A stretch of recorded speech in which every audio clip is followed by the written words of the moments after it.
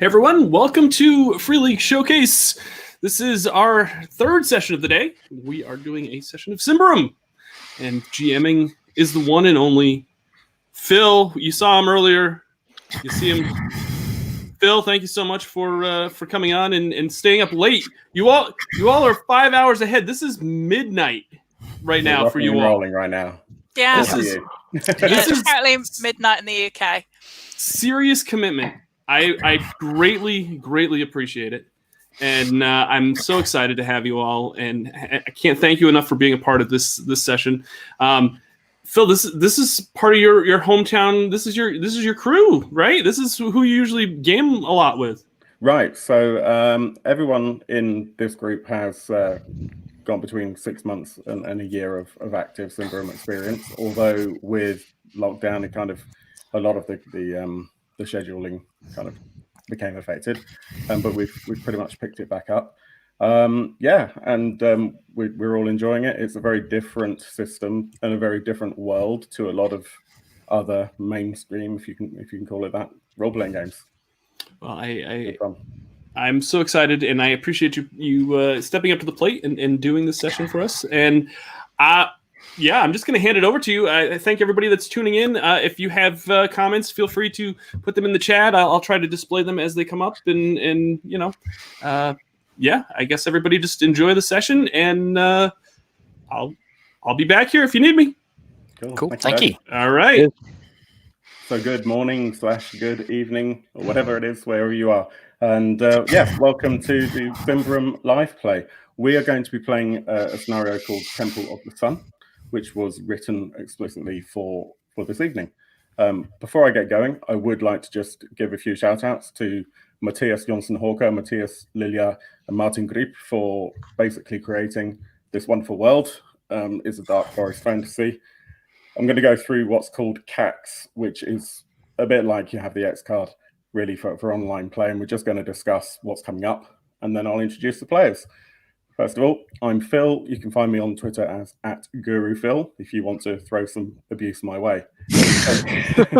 So CAX is concept, aim, tone, and subject matter. The concept is dark forest fantasy. So really we are exploring those themes that you would see in any of that sort of contemporary dark fantasy genre. The aim is that we're doing kind of a typical dungeon crawl. The party has been given a mission to go to a ruin, a temple, and recover or destroy some objects. And whatever else they can do also there is up to them. The tone is a tricky one. The tone is actually is quite dark. Symbaroum is quite a political game.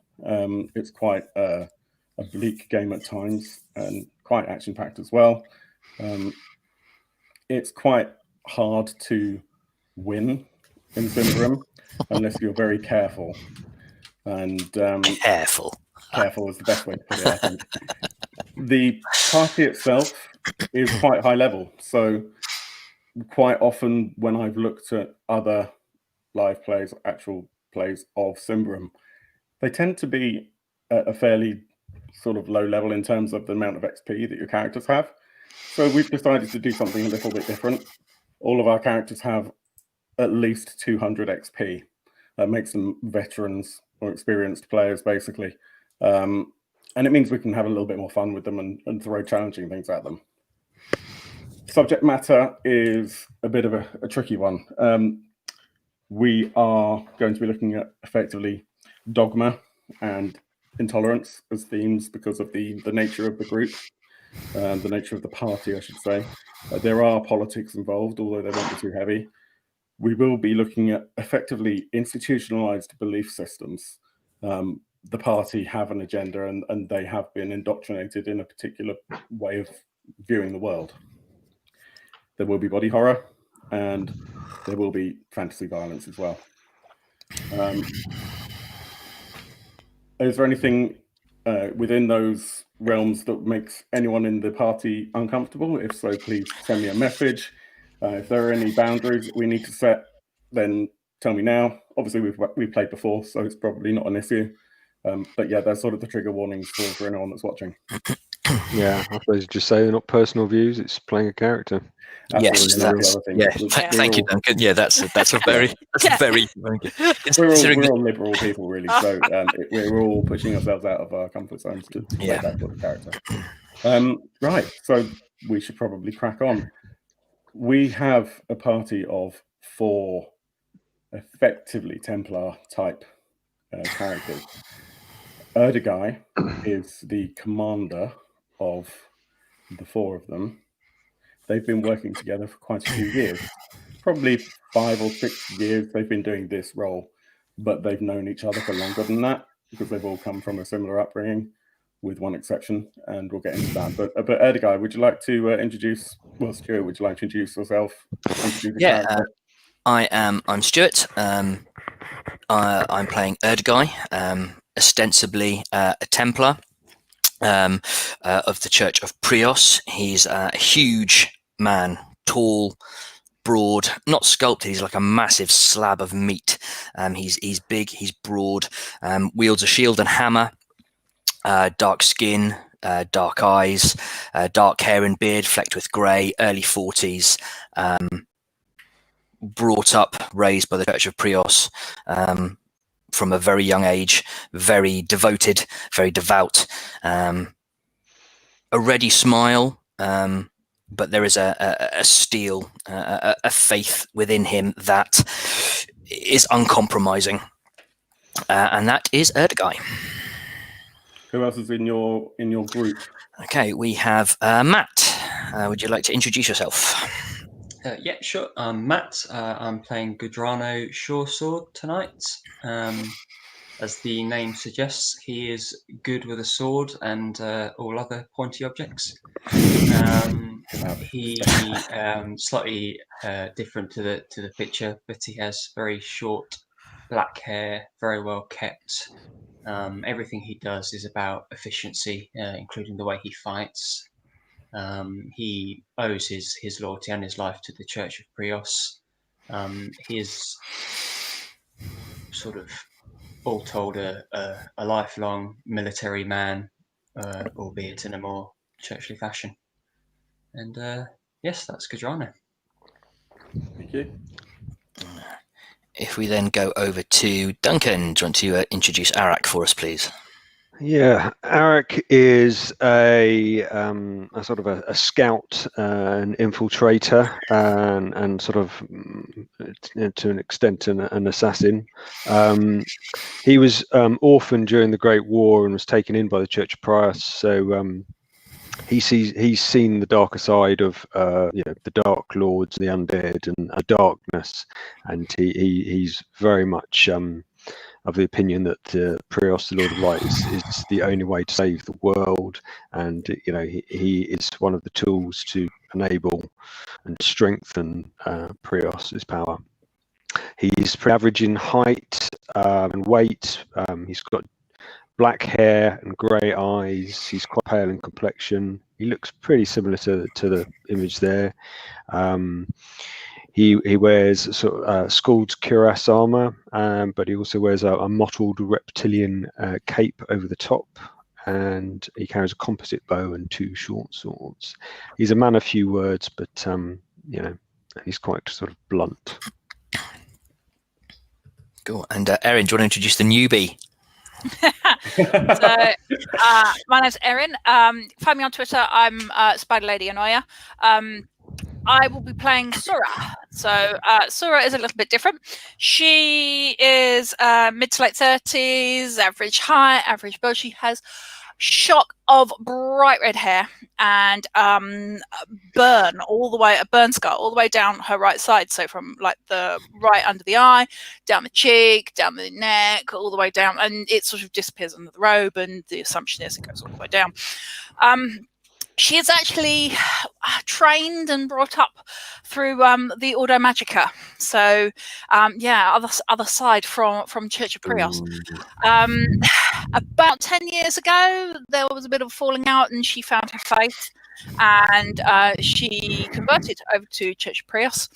and she's been working with these guys for a couple of years now. She's very much wields a lot of magic. She likes a bit of flame, and yeah, generally, as she's not been indoctrinated into church past like the others so much have, she has a slightly more relaxed air to her. She has a habit of giving people nicknames. So we have Boss Guy, and we have Slick, and Arax. Well, she hasn't quite found a nickname for Arax yet. Cool. Thank you, everyone.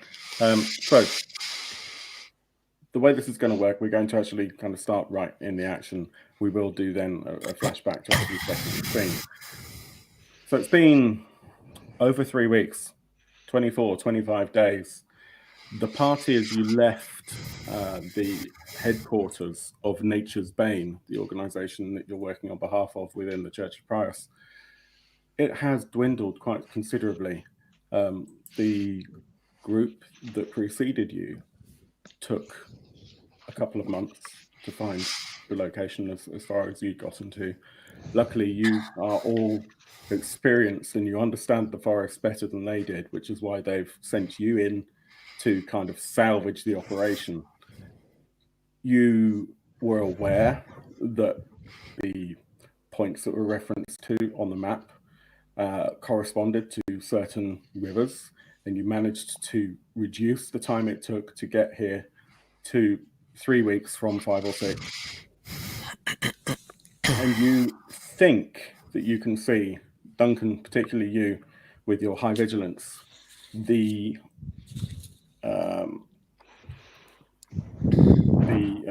fire pit of the camp that was the last camp of the expedition that you were trailing.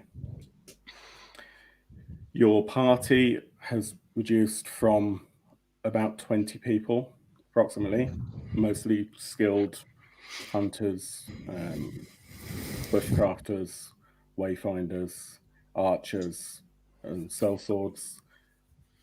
Quite a few people that were from the Church of Prius, and a few that were just hired help because you knew this was going to be tough.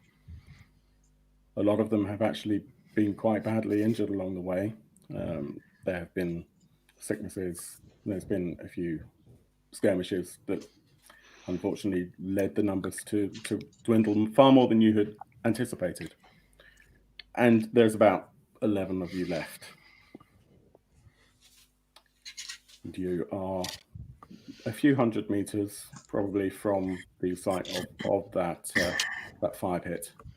And Arax, with your keen senses and your understanding of the direction of where you're going, you're pretty confident it's there. Can I please get everyone to roll your vigilant? And that is modified by -5. Cool, just. This is No way. So my vigilant is 5. So you need to roll a natural 1 then. Which I did. Get Really? in. Awesome. Genuinely. Nice. I got. How did you do? I got a 17. oh. I got a 4 under 5. I got a 9 under 15. So. Okay, so you got 9. You got 9, and your target was 15. Gadrano, how much you lost, didn't you? You failed. Quite spectacular. Erdigar, you failed. No, made it. Made it. Cool. I needed to get under a 5 with the -5 and a 4. So, 3 of you and about half the party, your ears prick up as you hear a growl, and you, Arax, you spin round to see Gadrano is being pounced upon by what can only really be described as a large cat. It's entirely furless, and it's just ferociously launching itself at Gadrano. Gadrano, I need you to please see.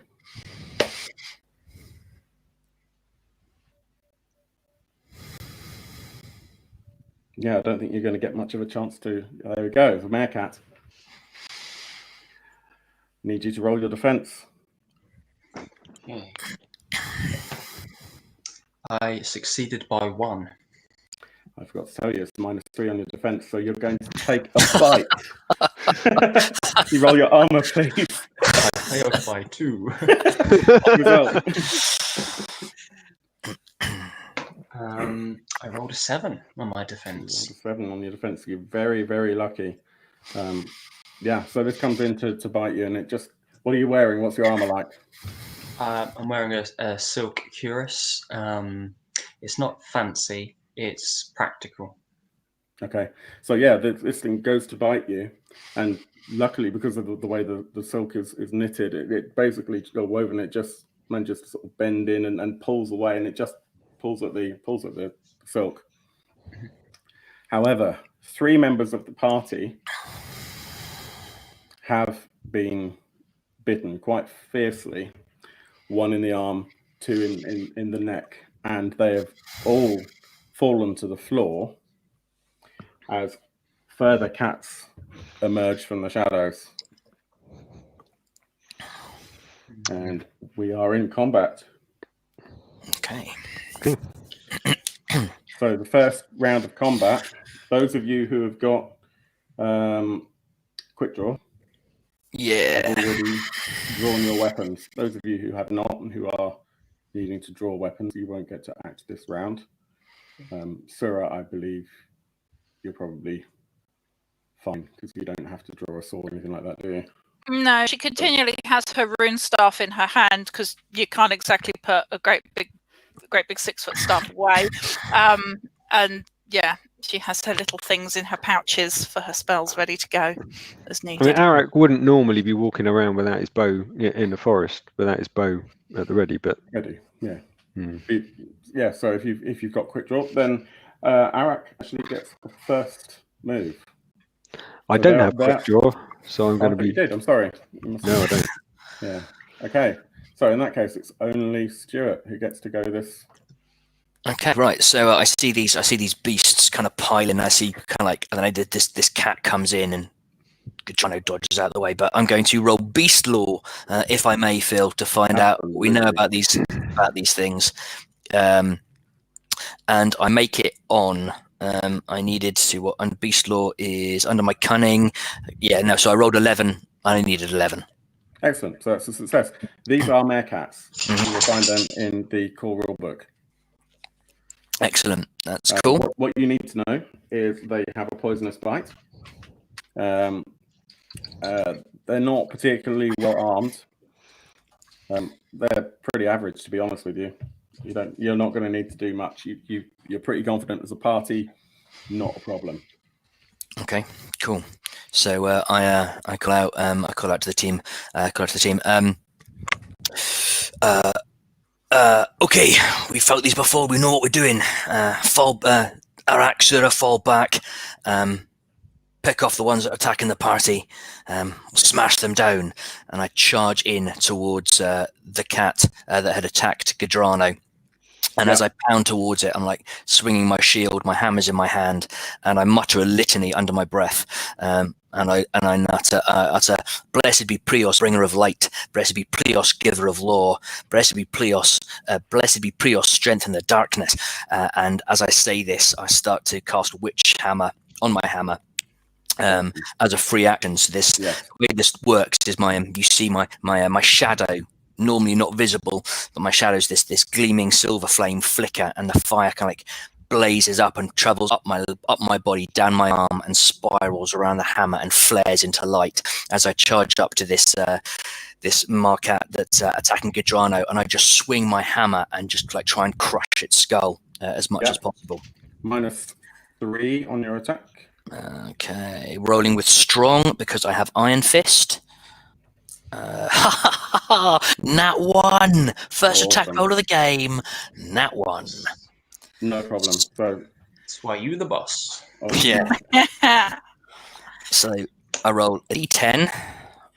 I roll an extra D4 because of Iron Fist. Yeah. I roll an extra D4 because of Witch Hammer. And what do I do for a crit? I can't remember. an extra 1d6, isn't it? An extra 1d6. Okay, here we go. Oh, Here we go. go. Wrong. Sorry. Okay, 4, 7, 8, 9, 10, 11, 12 damage. Excellent. Describe what you do. So nice. So I run in, and as I swing the hammer round, this kind of like blaze of silver light emanates, trails around the back of it, and the hammer just connects with the side of the head of this cat, and just like caves its skull in and like dislocates the neck, and it goes flying off to the ground. And I'd stand there and look at Gudrun and say, "You all right?" Yes, that was a close one, but as always, I'm not worried. We can take these down. Awesome. What do you do next? That's me done. I've moved. I've swung. I've killed a beastie. I stand there, scan around. You see there are 9 more of them. 9 more. Do I look at are they kind of like clustered anywhere in particular, or are they just spread out? They're currently spread out. Okay. So I just call out to Sura and Arax, pick your targets, make it count. And yeah, that's me done. Oh. So that brings us to Erin. Sorry? You're up. Sorry, Phil, your internet's really bad. I just lost you there. What did you say? I said you are next. Apologies for the internet. Okay.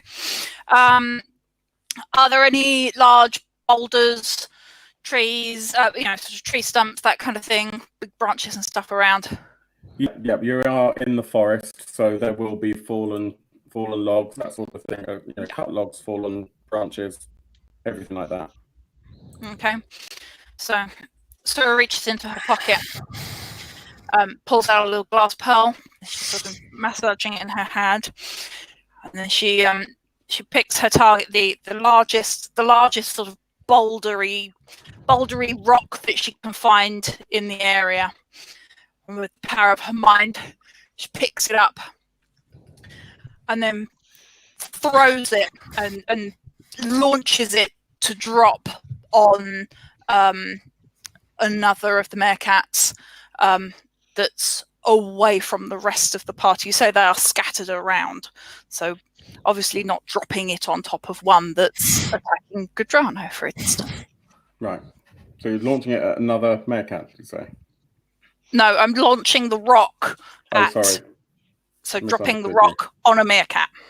Meerkat, okay. Sorry. Meerkat. M-A-R-E. It's a resolute versus their quick test. Okay, so -3. -3. So I'm 15, so -3. So I've got to get under a 12. Yeah. Okay. Yep. Did that really well. It was a 6. So with that, it's a 1d8 damage, and that was 4. 4 points of damage. Excellent. Yep. And 1 temporary corruption for me. So as she drops this rock on this cat, she goes, "Nah, there you go, kitty." And that starts looking around to see whether there are any others that she can deal with. Cool. And that brings us round to Arax. Arax is also going to try and find some high ground, probably like a fallen tree trunk that's lying in the area. Basically, find anywhere that's got a good vantage point, and at the same time, he's going to be drawing 2 arrows from his quiver and getting them ready to fire on his bow. Okay, it's actually getting quite late in the day, so I'm actually going to just get you to roll a vigilance just to see if you can spot something useful. Okay. I don't really expect you to fail that. That's an 8 cool. Under 15. So, yeah, you find quite a large tree that has obviously fallen, been struck down somehow with some lightning at some point, and you manage to just sort of climb up on top of that to get some advantage on one of those meerkats. Okay. Well. Yeah. Yeah, that's the end of my action this round. You should have an attack. movement as well? Oh well, I thought my action was drawing my bow. That was last round. Sorry. Oh right, okay. Oh fine. Yeah, great. Okay. Well, I'm going to fire my first arrow at the nearest meerkat. Yep.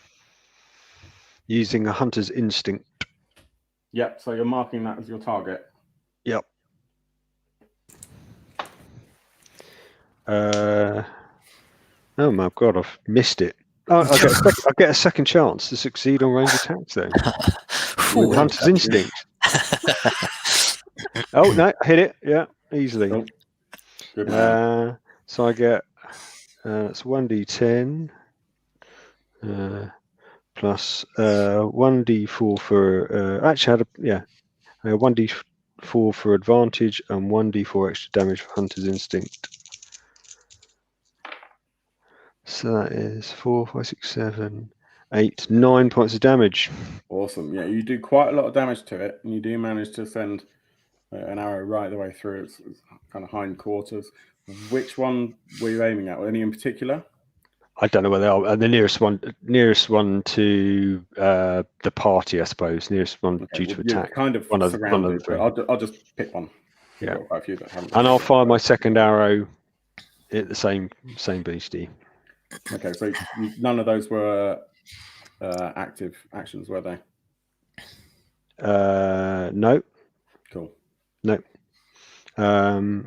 No. Yep, I got that. Cool. So I roll the same damage.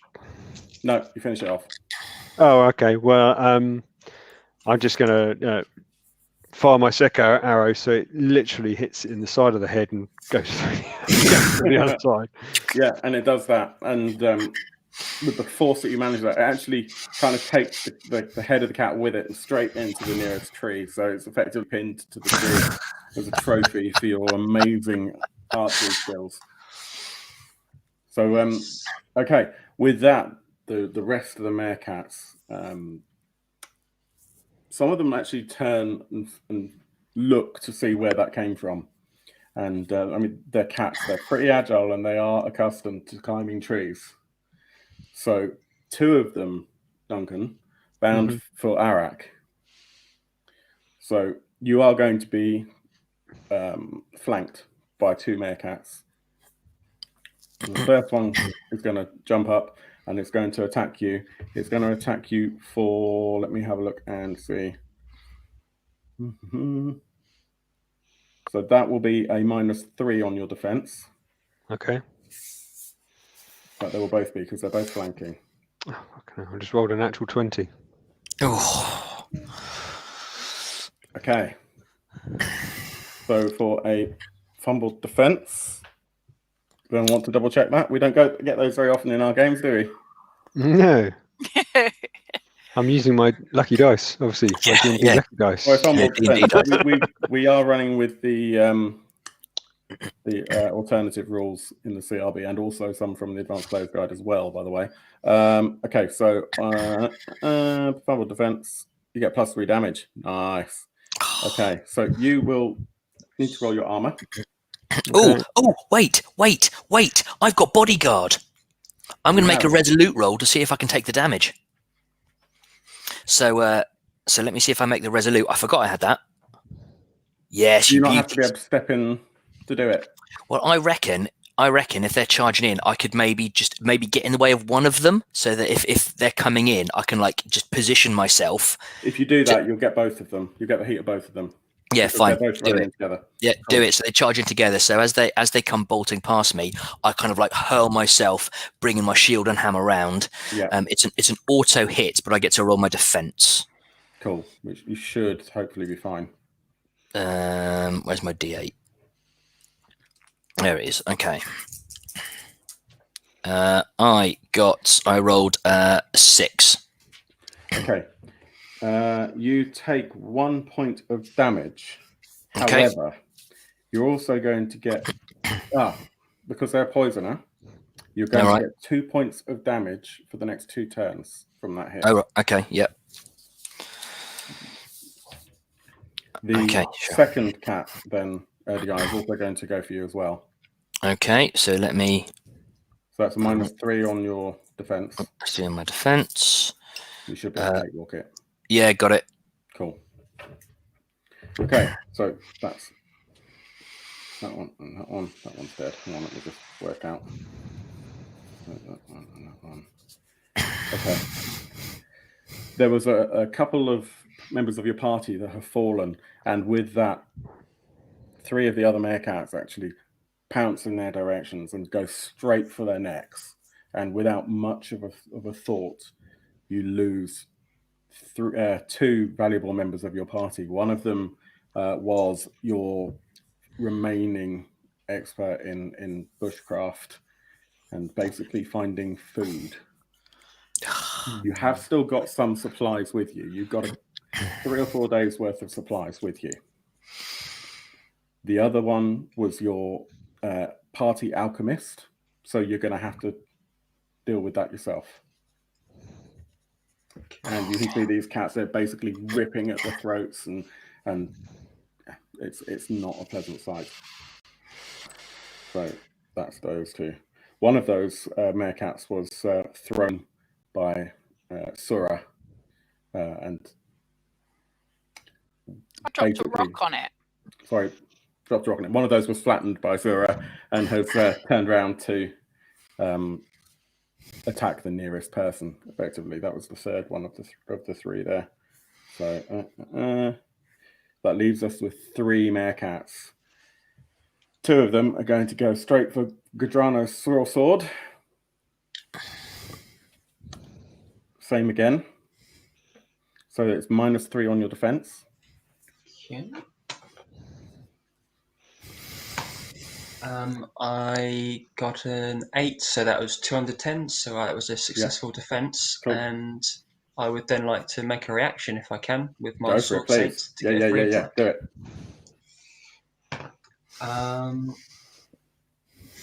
That is I succeed by 1. Cool. So 1 point of damage. Better than nothing. Oh yeah. Well, that actually did go in. So it's not armored, it's a cat. Nice. So yeah, 1 point of damage it is. Do you want to roll your defense on the other attack? Yes, I do. I succeed in spectacular fashion. 10 under 13. Excellent. Cool. And you're doing a reaction on that one as well? Yes, I am. Please. What's your reaction? Ooh, I've been attacked.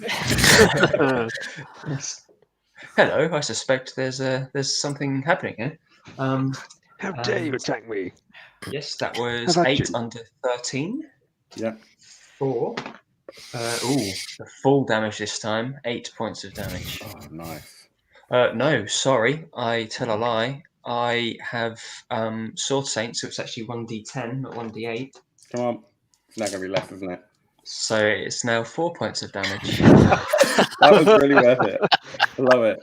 I've got to do it right. I'm a The honourable sword saint. Blow at the last minute. As Gadrano kind of like weaves out the way and dodges a scratching with the side, I look over and say, "Yes, sword's great, but it's not a hammer, is it?" Yeah, but have you tried cleaning your teeth with a hammer? Erin, you've got one coming towards Sura. Mm-hmm. You, I believe, have a big long stick. So you I get do to have a big long stick. attack. I do. Whilst it's in, I have a nice long quarterstaff. So as it comes pounding towards me, I attempt to. Firstly, I get in a free attack each turn on opponent within the melee range, as I've got a long pokey stick. So that's using my accurate. Yeah, that hit really well. That was 2, and so I'm hit by 8, something like that. Yeah, 10 is my accurate. So in terms of damage, that's 1d6. That's 5 points of damage. Yes. That one. 1, 2, 3, 4, 5 points of damage. And Stuart, it is now your go. Okay, so I see Gadrano kind of weaving in and out, just cutting here and there. I see so just again, everyone seems to be okay, but these two cats are on me. So I just decide to take down one that's near me. So the one that facing down to, I just like block one with my shield and then just swing my hammer at the other, again still glowing with the witch hammer. I'm just going to take a swipe. -3, isn't it? Yes, Millie, I agree. Long sticks for the win. Yeah, long sticks. That was a long stick with a metal blob on it, isn't it? Yeah. And I know real warhammers had small, compact heads, and they were about speed. But this is a fantasy warhammer. It's a massive chunk of metal. That was a 3 under 15. Well, 3 under 12, technically. I think that classes as a hit, don't you? So that's a D10 and a D4. That is a 5 damage. 5 points of damage. Cool. Okay.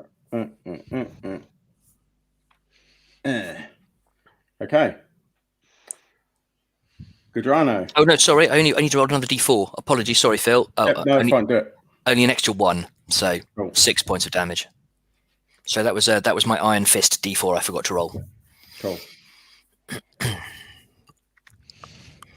Yes, so Gadrano would like to stay in a tight, compact military formation with the boss man, the guy.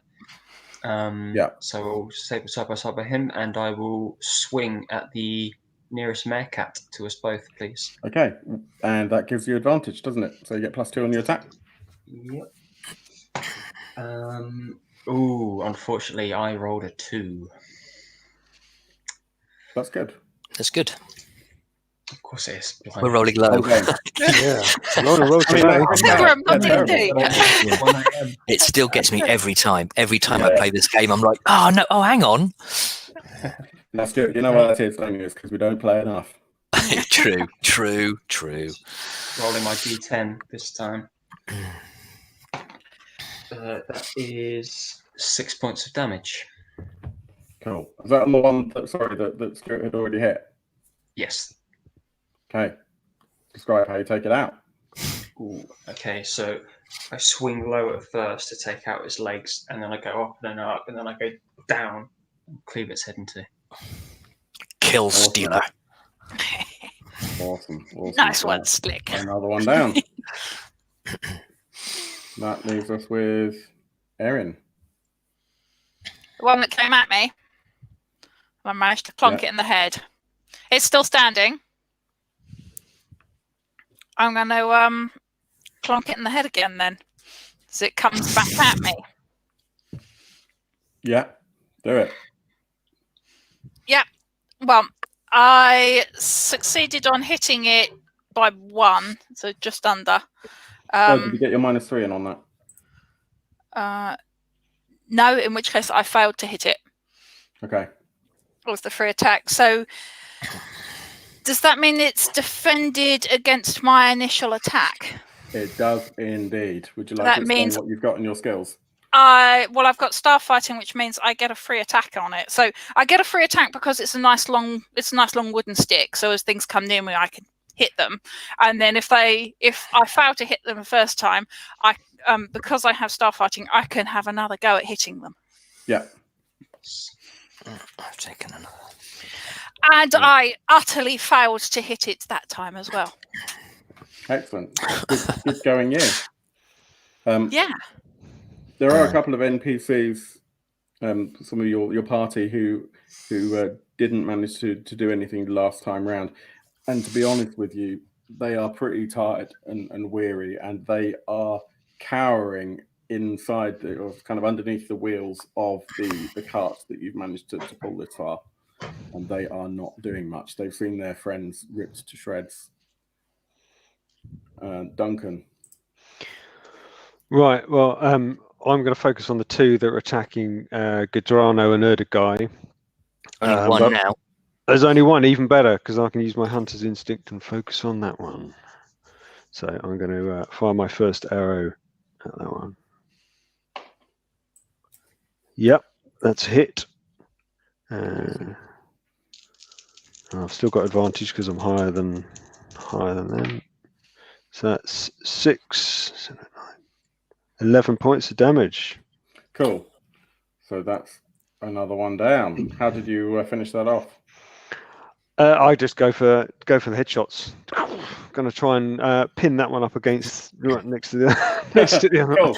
Yeah, you do it absolutely, and it's looking like in the 1970s and around that time you'd have the ducks on the wall. They're going back even further than that. We've now got cat heads on the wall, and this is a very cat-friendly household, by the way. I don't condone the abuse of cats, but nonetheless. Cool. And I've still got another shot, but yeah. I won't be able to use my hunter's instinct on a different target. But is there any that are maybe the one that's attacking Erin? Or is that gone? That one is still alive, and there are a couple more left. Are there any that are attacking people that are looking a bit in danger of getting absolutely killed? The people getting killed, or the NPCs or Syrah? Yeah, so you've got 3 NPCs that are underneath the cart right now. None of them have been hurt yet. Okay. All right. Well, if Syrah's been actually attacked, then I'm going to go for that one.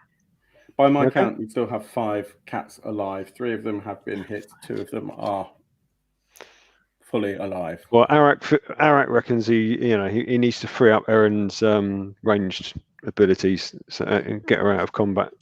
Yeah. Melee combat. After Syrah's one. Oh, it's a miss. We did. I didn't explain this at the beginning of the game. Everyone has got 5 XP, and we do use the kind of the advanced extended rules for expenditure of XP within a game. So if you want to re-roll, you can. Yeah.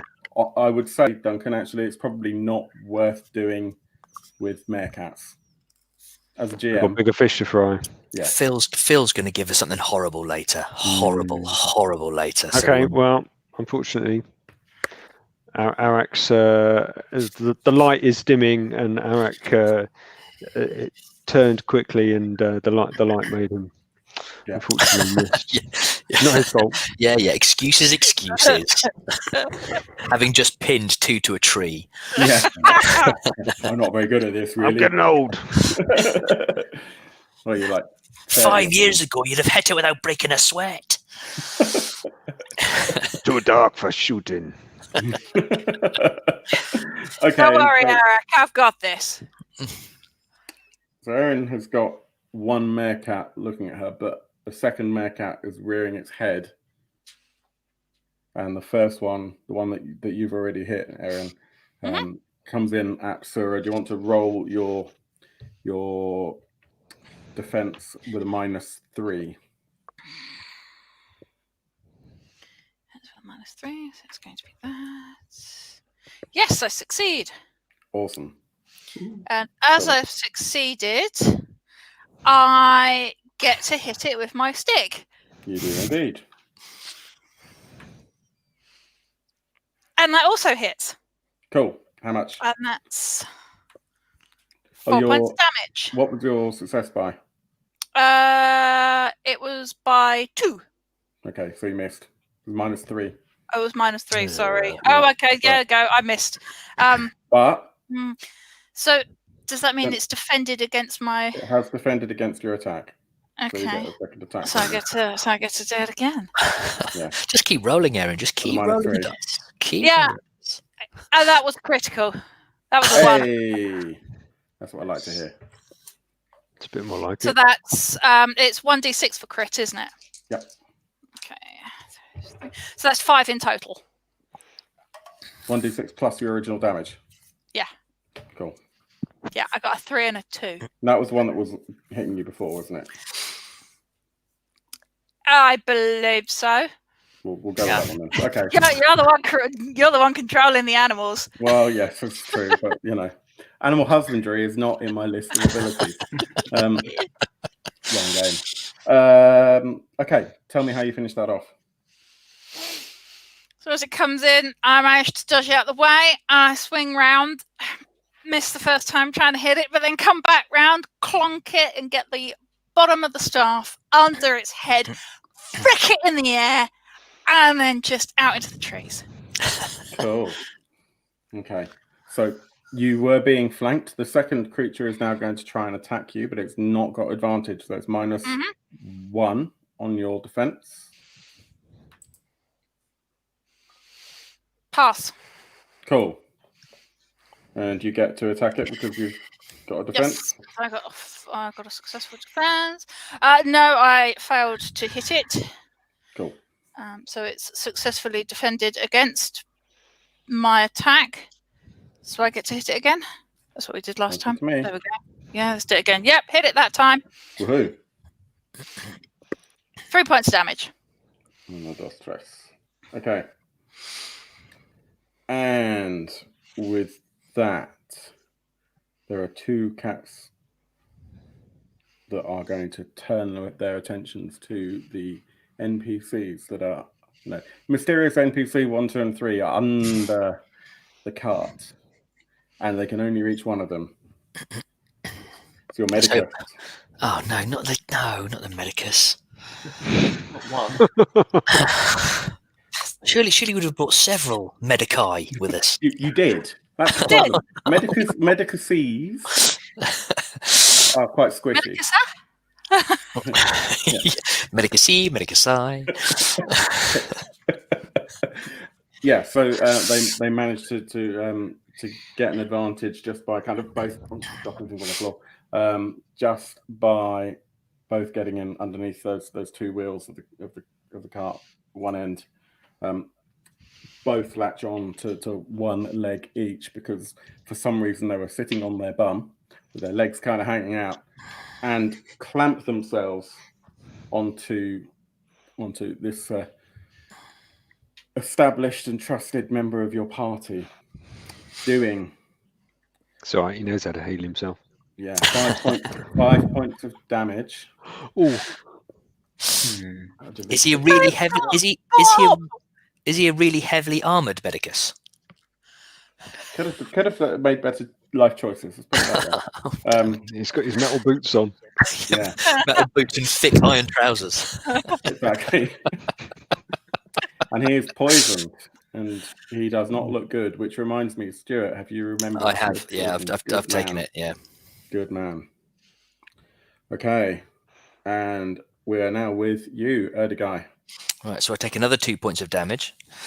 Yeah. Okay, so I've taken. Do that again. Yeah. All right. Cool. So I look over at Sura and I say, "Despite your lack of stout Prios training, no bad lass." And I nod at her, and then I run over to the cats savaging the medicus under the wagon, and I say, "Gadrano with me," and I pile towards them, and I just take a swing with the hammer just to try and break a spine. And no, I miss. However, like everyone else in this game, I've got hammer rhythm, so I missed, or they defended against me, so I get to make another attack. Strong v quick. Yep. Is it still -3? It is indeed. Okay, so if I make that, I get to make another attack. So, but I ram it back a pace. So the way this looks is I come in and I swing and it dodges out the way, but I can pivot the hammer round and grab the handle with my shield hand as well. Manage to, and then I just bat it to the side with the hammerhead, just knocking it away from the cart. So clearing it away from the medicus, and then I spin the hammer around my wrist in a really cool flicky motion, and then take another swing at it. Cool. That's a drama, literally.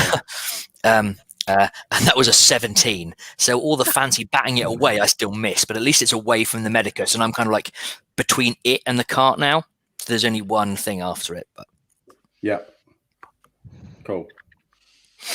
And that gives us Gadrano next.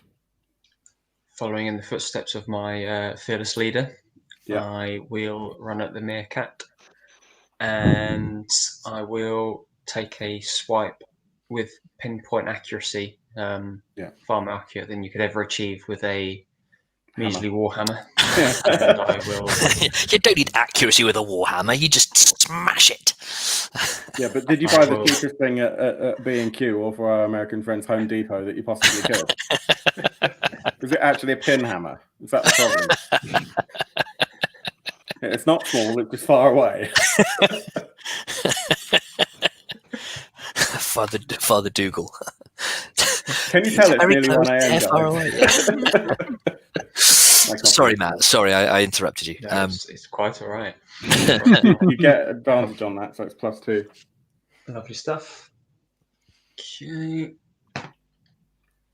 Yes, I succeed only just thanks to the advantage. Okay. 4. 1d4 extra damage. For 5 points of damage. Awesome. Cool. And there as are I 4 cats standing right now, by the way. Cool. As I make contact with the cat, I look over at Erdogai and I say, "That's how you do it, boss." You did it. Anything you can do, Excellent. I can do better. No, you can't. No, I can't. Not with these dice. Oh, it's not like you've ever hit a cat and like pinned it to a tree or anything. No. No. Arax very disappointed with his performance so far. Yeah, you're going to get a performance review at the end of the session, and you might actually get a demerit. Just as a slight detour, Duncan, didn't Darren do that in the home game? Didn't you pin 2 cats to a wall of that shack?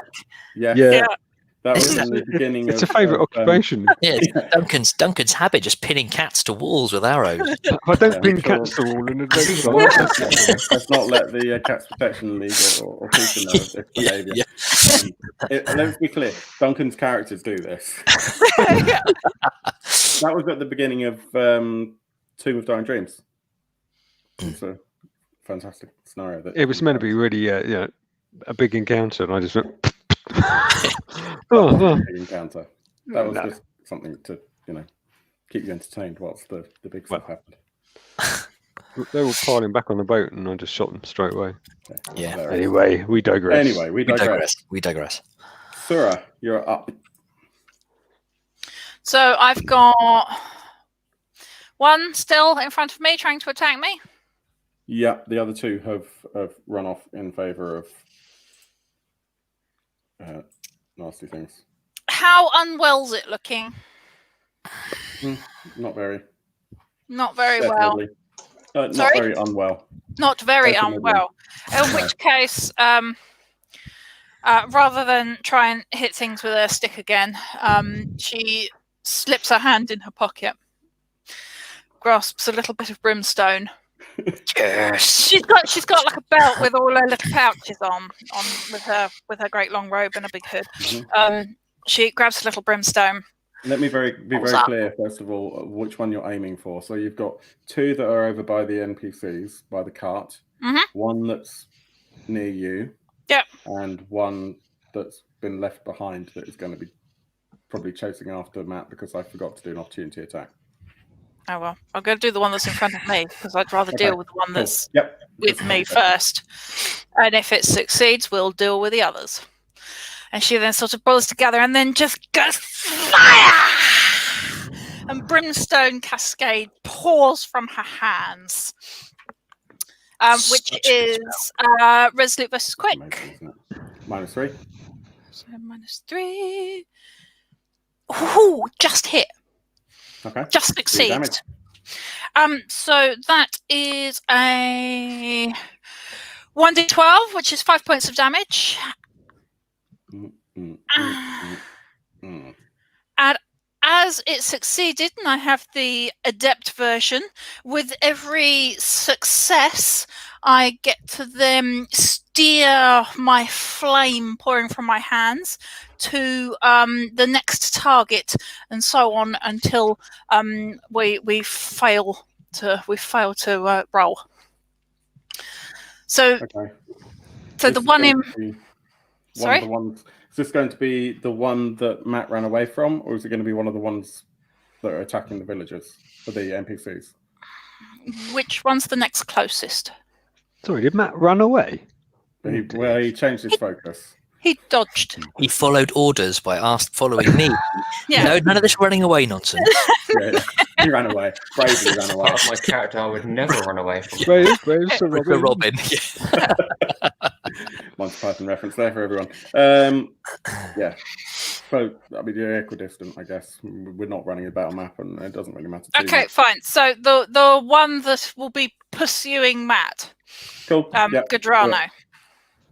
So having gone There you go. flame in your face, kitty, for the first one, she then swivels round and tries to do it for the next one. It's -3, did you say? Yep. And I get a +1 on that because it's my fire thing. So 13. Yes, it just hits again.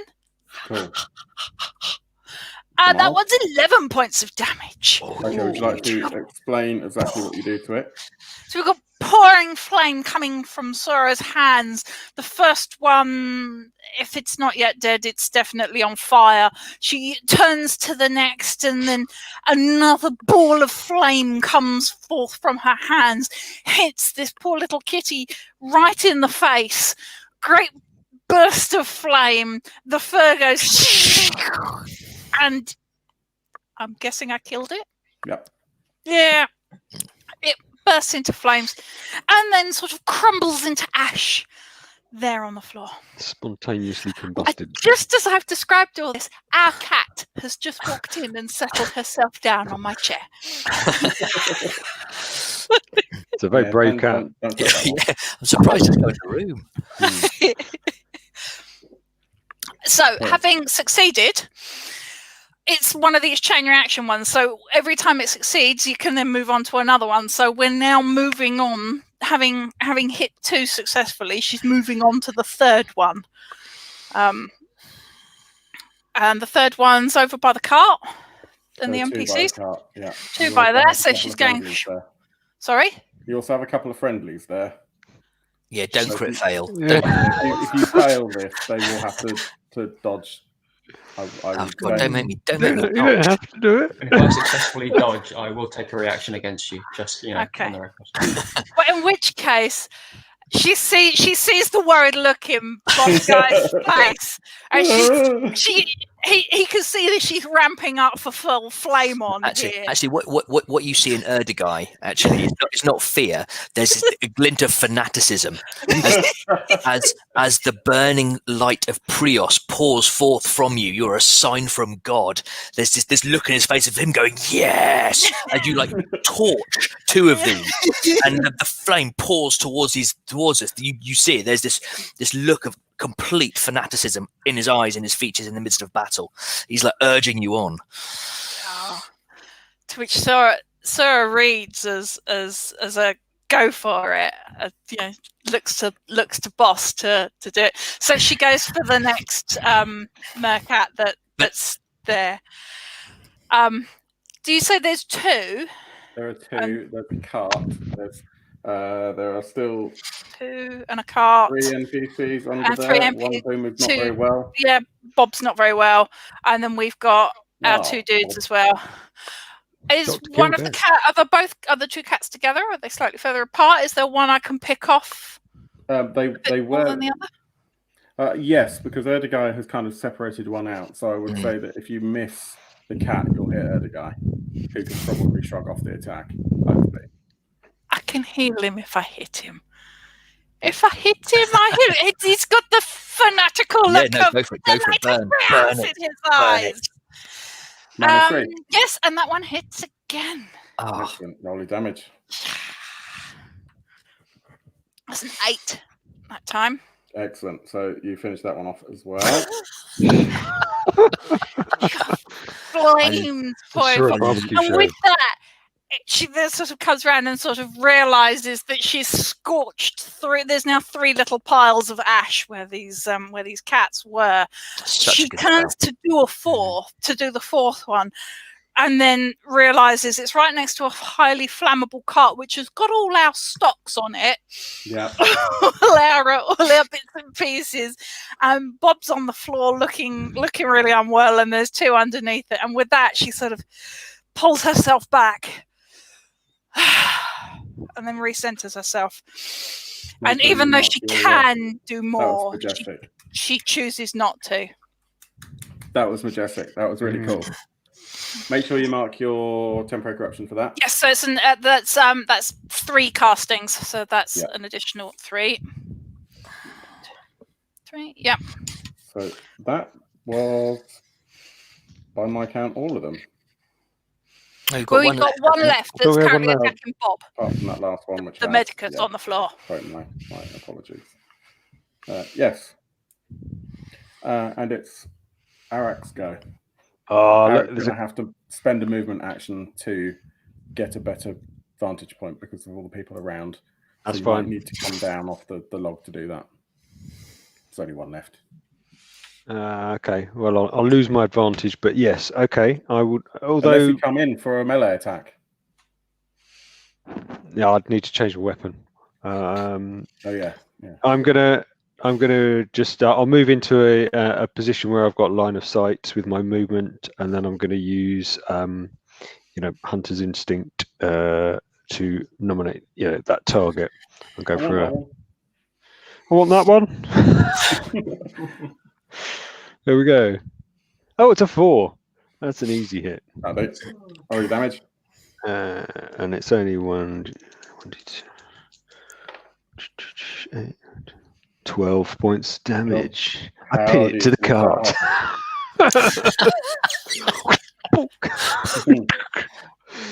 How do you finish that off, my friend? I'm gonna go. Might as well. I like doing this to meerkats, so I'm gonna fire it through its head and pin it to the cart. Okay. What Arax is. Yeah.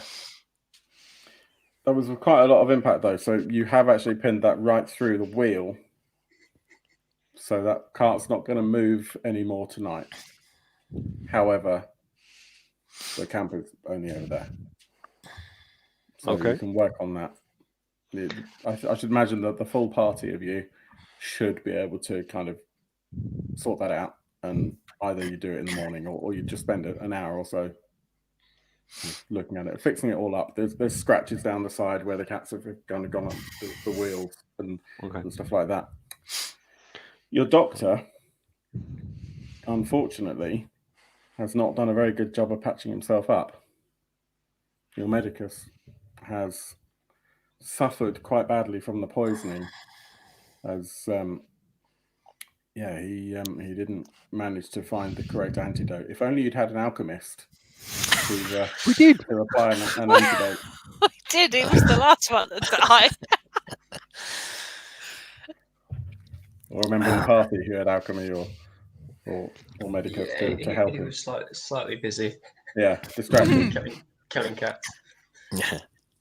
So you've got a couple of people left who, they can probably cook a nice meal, but they're not going to be useful. A great amount of help. Would I know because I rolled beast law? Is there good eating on meerkats? Because we're low on supplies. Why not? But you haven't really got any curing here, so you can eat that tonight. So I kind of hunker down because I feeling a bit the cut and the poison's just taking the wind out of me. I hunker down and I look at the NPCs under the cart and I go, all right, they're dead. It's safe. Come out. Want you to salvage what meat you can from these. We'll bury the rest.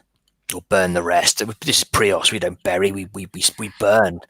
For the Lightbringer, and so I start kind of like gathering the remaining bodies, like sling my hammer, shield on my back, hammer on my side, start gathering the bodies, and stacking them in a pyre, to burn in memory, in honor of their sacrifice to Prios. Cool. Gadrano will speak up. Say, boss. I can either go out and gather some herbs now if you think it's safe enough, or I can try and heal our healer. What would you prefer I do? The healer is dead. I have Medicus. The alchemist. Yes, I have Medicus also. Okay, good. Right, cool. See what you can find. Be careful. There might be more out there. Keep your eyes out. Don't go too far. Be back soon. Usual time. Okay. And you come forward to the old campfire. Surah, you are. Oh, can I just before I do that? Can I just say that Arax going collecting arrows before he leaves the scene as well? Yeah, that's fine. Hang on, I dropped a pen on the floor. I would say, how many did you expend? Well, 5. Okay. I would say roll a d4, and that's how many you'll get back. 4. Excellent. Oh, Very lucky. that's very lucky, the one that got embedded into the cart, you couldn't extract that, but the others, you somehow managed to retrieve those. Sorry, you're particularly drawn to the fire that was at the last camp. As you inspect it, you can see that there are a couple of different colors of ash in there. Some that's fresh, relatively fresh. You're not quite sure how old, but in comparison to the other embers that are still there in this quite deep fire pit, you can see that there are definitely 2 different, I guess, vintages of ash here. And you can definitely tell that the older ashes are considerably older. This has been used quite a bit, and there's at least 2 different fires that have burned here. So can I use the ritual Tale of Ashes to try and glean some more information about, because this is the campsite that we were looking for, isn't it? Yes. So I settle down next to the campfire, the ashes of it, and sort of shoo off one of the NPCs who starts trying to make a fire in it. So, get off! I need to read it first. Oh, sorry. I settle down next to it in a bit of a trance, a sort of squatting down, and just sort of settle over it. And it's going to take me quite a while to get there with it. It's an hour. And Erdogan probably watches with some fascination, and the 2 of you, Arax and Gadrano, you go off looking for things, and it takes you about an hour or so, and you come back. Okay. Yeah, Arax is just going to stand watch. Yeah, and as you sit there, you begin to reminisce about what brought you here. About 3.5 weeks ago, you were all doing your duties within the headquarters of Nature's Bane. You were aware that an excursion had left some 4 or 5 weeks prior, and you were expecting to at least hear something by now. Being an order with significant magical ability, even when you have pioneers and adventurers and plunderers and Templars out that far into Dark Davokar, there are ways and means to get messages back. Many of those have come from Ordo Magica, and the boss of Nature's Bane was rumoured to be of that lineage. You are all called to the main chamber in the main tower, and it's something that hasn't happened before. You've been working for Nature's Bane for quite some time, and you have gained a reputation as almost like the special forces crew. When there's something that just can't be overcome, they do know that they can trust you, and you go without question. But you've never been called up to see the liturg, Calario, who's actually in charge of the organization before. And so you all meet in effectively the waiting room outside the chamber. I can like nod at each of you and say, serious business. Would we have met Calario informally, or we would not have met him at all before now? Okay, so I see the others and go, serious business. If they've called for us, but it's the Letarg. It's got to be bad. Best behaviour, ask questions, you know the routine, anything you want to know. Don't stand on ceremony, be respectful. This is the big man, but you have your expertise. I trust you. Ask what you need to know. If I don't think of it, don't ask it. You do. Geraghty adjusts his uniform to make sure it's all in place and neat and Agreed. tidy, and he just Sit up. bends over and buffs his shoes a little bit. And you're shown in. Erdogai, I have been impressed with what you and your crew have managed to achieve thus far. It has been a good 5-6 years. I've never heard of any cause to distrust any of you. We are faithful, Your Grace. Prios blesses us. We carry out his wish, his will, his words, his deeds. He acts and speaks through us.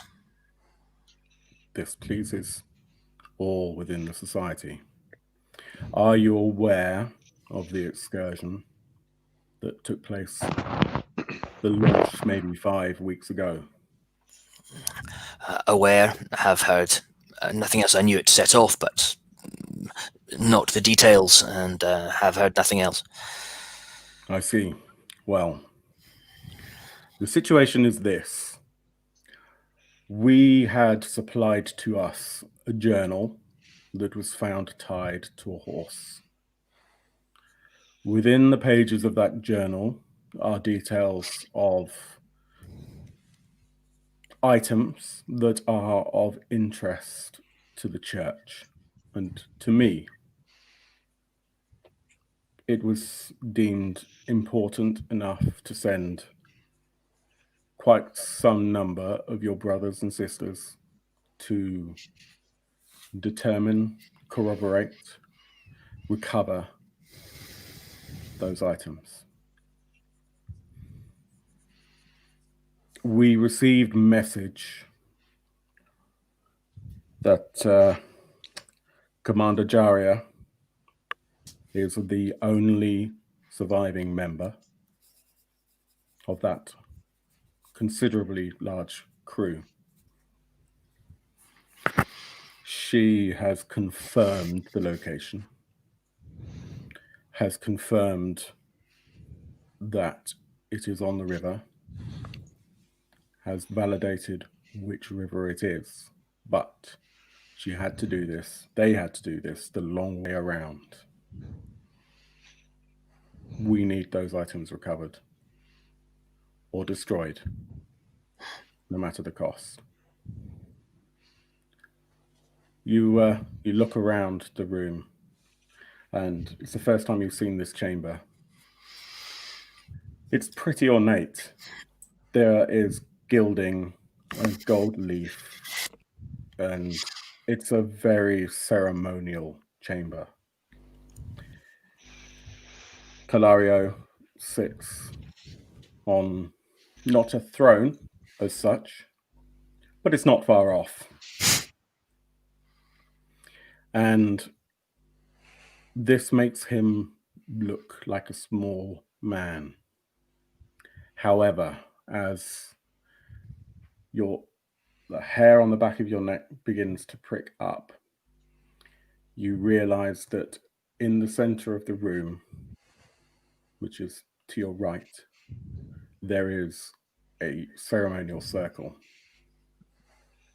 And it is not long before the light changes. There is a whoosh of sound, and a figure stumbles through what can only be described as a portal covered in blood.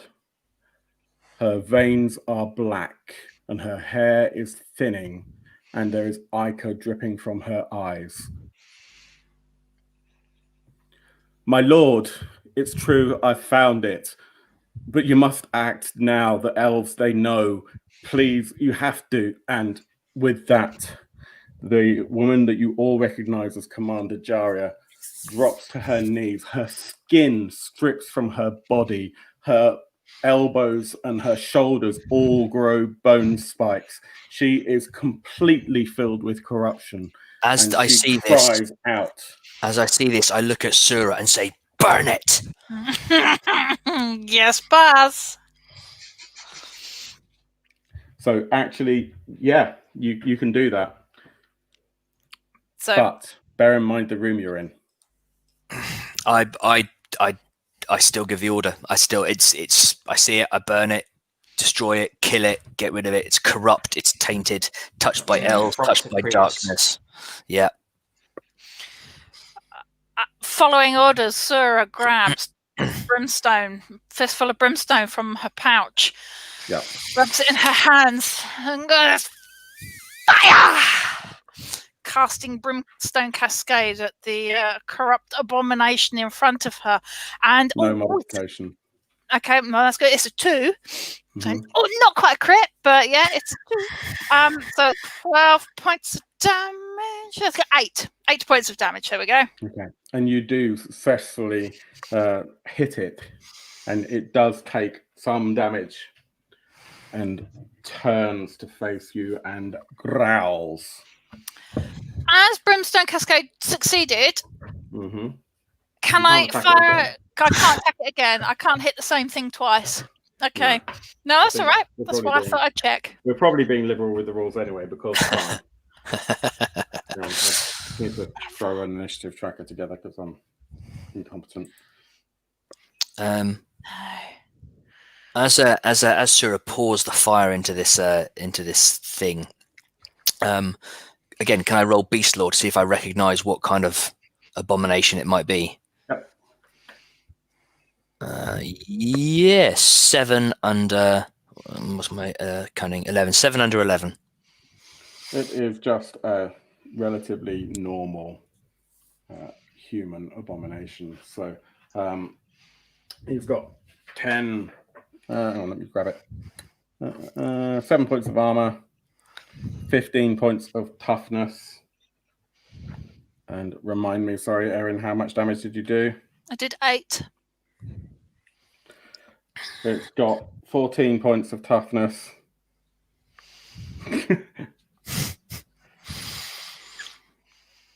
And you don't want to get hit by it in melee. It will do 12 and then 10 points of damage, respectively. Oh, Christ alive. Okay. How does Calario, how does the liturg react to the fire pouring out at it in this ornate gold-leafed room? He's not best pleased, but I'm letting you do that as a free attack. So it will come. He is going to be a while before it gets to his turn. Okay. But you might want to think very carefully about how you deal with that. Okay. Millie says, a normal human abomination. Yeah, that sounds fine. That's fine. All right. So, is it now? So, is it Erdogan's turn, or is it what we? It's actually Duncan's turn. Duncan's turn. But you'll need to draw weapons. Yeah, Arax going to be drawing his 2 short swords and circling around to the rear of the abomination. The rear is where Calario is standing. Well, at least to a sort of a flanking position. I don't want to get too. I think the only way you can get flanking is with. Oh, did you say you're bringing your sword or your bow? Sorry. No, my swords. Okay, sorry, I misunderstood. Okay, so yeah, you careful of melee. Otherwise, you want to avoid melee if possible because it's a monster. That's what Phil said. I know that. I'm just trying to do a backstab and get out of there. Fair enough. But I don't know whether It'll get a free attack if you retreat from melee combat. Be aware of that.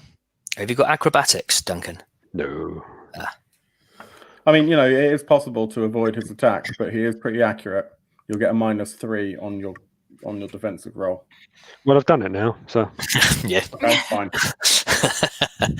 I Okay, didn't think the priest would like me firing loads of arrows around inside his temple. So yeah, well, you pretty much set it on fire, so I don't think he cares. Yeah. But Arax is perhaps a little bit more in awe of seniors in the Church of Prius than Sura, and maybe Yeah, I don't know. I would say that's probably accurate.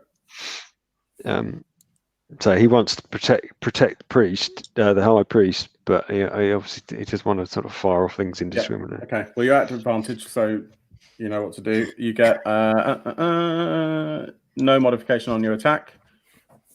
Okay. Yep, that's a hit.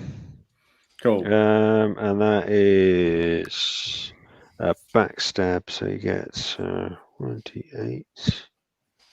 Where's my 1d8? No, 1d8 plus 4 damage. Right, here we go. And I've got advantage as well. That's another +4, and it's going to inflict a bleeding wound as well. Mm-hmm. So that's 7, 8, 9, 10, 11 points of damage. Okay. And it's I'll roll its wounding thing next time. So 11 points of damage, and then he tries to back away out of range. So I think the way it works with your damage is you roll that dice now, and then we'll apply that. Okay. Round. 4. So A nasty bleeding wound. Okay. And Matt, no, Stu, sorry. Okay, I step forward, wielding, kind of again bringing out the hammer, and I mutter the same litany as a free action to cast Witch Hammer on my hammer. But this time I also mutter a slightly different litany, similar in phrase. But blessed be Prios, bringer of light. Blessed be Prios, giver of lore. Blessed be Prios, shield in the darkness. And I cast Blessed Shield on myself. Resolute. Yep, I make it. So I get an extra 1d4 armor, and any undead or abomination takes 1d4 damage, ignoring armor, if it attacks me in melee. Okay. Nice. Good shout. And I just kind of just step up to it again, glowing hammer, this shimmering, again from my shadow, this shimmering silver flame flickering around me, this holy aura. As I that's that, and as I kind of step forward to get into it, and that's my action, preparing to do bodyguard if it attacks anyone else. Awesome talk. And that brings us to Matt. Gudrano is at this point has his sword and dagger out, ready to defend against an attack, but he's not going to move in yet. He's going to listen to what the guy shouted out about it being a fearsome beast that you don't want to be hit by. So he's just going to stick close to the guy, maintain a defensive position, and should the opportunity present itself, he will move in to take advantage of an opportunity should it arise. Okay. Aaron. Sura ramps up another brimstone cascade. She just lets off another fireball. She's heard "don't get close." As far as boss has said, burn it, don't get close. So she's not going in with anything other than fireballs at this rate. So fires off another brimstone cascade. That's unadjusted, yeah? Yep. And that hits. And this time 11 points of damage. Okay.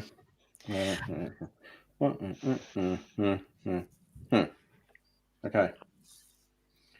The abomination roars out with this sort of skin peeling and flaking, the flesh baking in this fire. as it steps forward. You can just about make out the Nature's Bane signet ring on the left hand. In the right hand is a scrunched up piece of paper which falls to the floor. You can just about make out some markings of cartography on there as it lunges for Erdogai. I need you to roll your defense. There's a -3 on that. Okay. Oh no, I don't make it. 15 over 10. Okay, so it can do 2 attacks on you. I believe I will double check that. Yep. Do I roll armor against both or just one? Yeah. Okay. First roll of armor is 9. Oh, well, I think we roll each attack separately. So first attack it will do, and you okay, all right, you got hit by that. So 12 points of damage multiplied by your armor. No, so 9, so that's 3. And then by the way, this damage does not go on to the same count as the damage we had 3 weeks in the future. Yeah. If we die here, do we die in the future? Wait a minute. Yeah. Spoilers. Yeah. The end. They said it needed to be less than 3 hours, right? So, sorted. It's like Dallas. It was just a dream. Yeah. Okay, right. Second attack, I -3, you say? Yep. No, miss again. Okay. I would have made it if it wasn't a -3. Okay. And roll your my armor is 8 that time. Okay, so you take 2 from that one. Okay. Calario, oops, dropping things on the floor. Calario steps around in front of the abomination, separating all of you from him. And Erdogai, you realize that he is not a small man. He is not a small man at all. He is larger than you. He is formidable. He looks at all of you and says, "This is not your fight. She is not for you. And you, Sura, you of all people should know better." Can you all roll vigilant, please? Yes, made Yep. Yep, made it. Matt, how much did you make it by? I made it by 1. Okay, that's fine. If you'd made it by more than that, you would have gotten a bit more exposition. No one else has Medicus, right? No. Me and Sura. Yeah, Sura doesn't count. So you all notice that as he steps closer and holds his hand up at you, that he is throwing his GM screen on the floor. So he has burn marks all the way down his hand. He turns to face his old and trusted friend, puts his hand on its chest. Sura recognizes Brimstone Cascade from point blank range as the abomination falls. With that, Sura takes a step back, a sort of gasp, and goes, "Master Etho? Master Etho, no, it can't be." How else would you be here? Take this. We will supply you with enough people for your journey. You will not be in this room again for some time, any of you. I appreciate you doing your duty, but this is a place of God. Erdogai thinks about saying something, but then remembers actually his that the liturg is his superiors is blessed of Prios, and he kind of bows his head and steps back. Geraghty does the same. Yeah, Arax very respectfully sort of backs away. Sura takes one more look and goes, Leave. Yes, yes, master. I mean, liturgicalero. Yes, sir. And with that, sort of, while still facing him, steps back further and sort of looks down. And as you and tries to pull the hood. She usually wears a cloak with a big hood, and as we're around the sort of usual home area, the hood is down. But with that, she sort of pulls her hood over her head and tries to hide her burn marks a bit more. As you leave Erdogai, you are given a transcript of the journal that was found. For you to pick out any salient points that might be relevant throughout the rest of the scenario. He says, looking at the clock. And the scrap of paper from the floor, which is now slightly singed, which is accompanying another map that has been given to you. So you had one map that has been validated as a way to get to the camp, which is the map that now, as you sit around the campfire, you have followed. You have a second map, which will take you from the camp to the destination. You are told through the writings and reading through the journal that there is a stone of some description, some kind of glowing artifact embedded in a tree, a dead tree within a ziggurat. And that also within that ziggurat is a very ornately carved chest. It's the size that it would take probably 2 people to carry. A traditional ark kind of size. And that you are to recover these or destroy them at all costs. Everyone is expendable. Especially now. Sorry if I... However, they are expecting you all back. And Surah is given further information on probably the easiest way to return, and she will deal with that once the mission has been accomplished. Yeah. As you gather around the fire, Surah, you complete your ritual, and you can see it's muddled because there are 2 different ashes. You first of all you see a group of people. You see them moving easterly,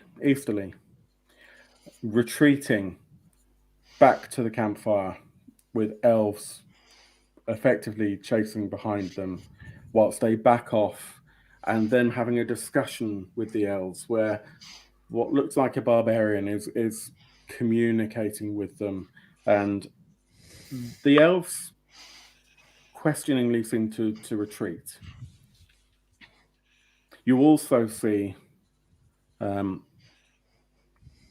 the same party, the leader of that party, returning to this campfire, missing an arm, bleeding profusely, scribbling down in a journal, somehow managing to fasten this one-handed to their horse.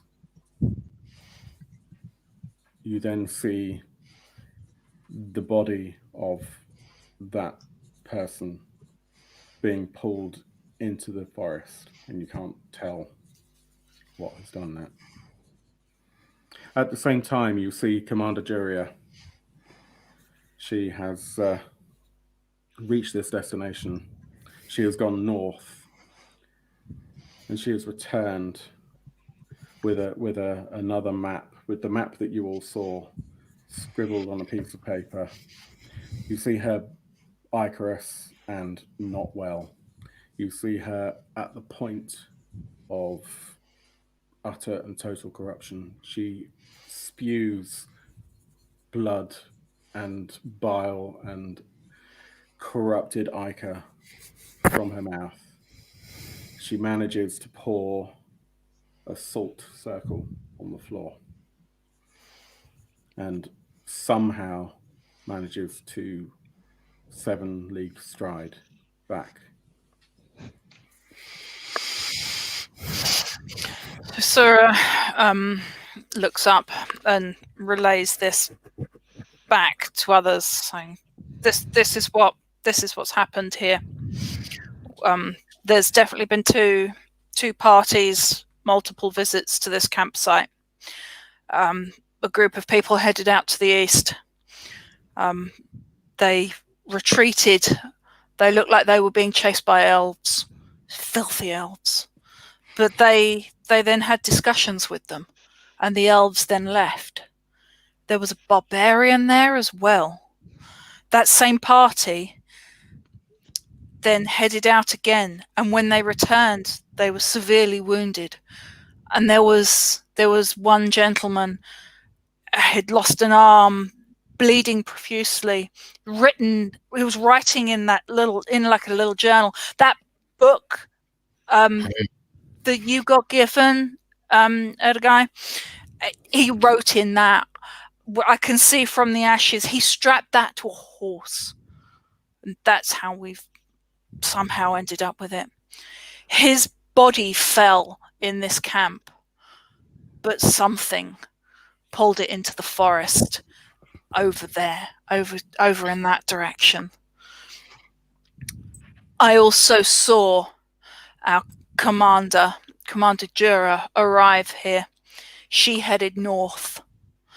She returned with that map that we saw her with at the chamber with Liturg Calerio. She did not look well. She was as corrupted as when we saw her. She managed to travel back to the magic circle using 7 league stride. I propose when we come back out of this, we will do the same. I have the ability to perform that ritual. We will get home via 7 league stride and report back. Arax just asked, the party that returned first, which direction did they come back from? They headed out towards the east. So they headed off eastwards, but it's not clear from the ashes exactly which way they came back in. It sounds as though to the east there's a large number of enemy, but to the north it would seem to be more corruption is the enemy. From what I can tell, to me, this looks like the Ziggurat and the artifacts we're looking for are northwards, which is where the commander headed towards. Eastwards seems to be elves. I would suggest we stay away from them. As Sura and Arax are talking, the guy's kind of like sitting cross-legged. He's pulled the charred, slightly singed map out of his pack and the journal, and he's like comparing notes. He's listening to what Sura's saying, and he's just plotting out on this map where things are. I look up, and as Sura says that we should avoid the east, he nods and goes, "I agree. Our mission: find, retrieve, or destroy the artifact. We've got the elves. No business of ours, no business of theirs. If we see them, we either engage or we withdraw. We don't talk. Elves, no business. We avoid or we destroy them as much as anyone else. They are touched by the darkness here more than anyone else. I suggest rest, keep watch. Gadrano, Sura, I would appreciate some of your attention to help me with this poison later, but of course. I think we take our rest, we eat well, we sleep, we approach the Ziggurat in the morning when it's light. This place is dark, it's dense, it's just no good. It's no good at night. You must be careful out here. We are good, but Davokar, dark Davokar is dangerous. And I kind of like again as gather around and talk through the map. So I've got the map that talking it through, pointing out, well, getting Sura to kind of point out where, in her vision of the flames, where things went and where things were, and we just kind of plot out our plan for the morning. I wonder if we say map enough times, it will miraculously appear on the screen. Map? What map? And with that, sorry guys. Now, if you're going to go and make coffee, you could at least make it for the rest of us.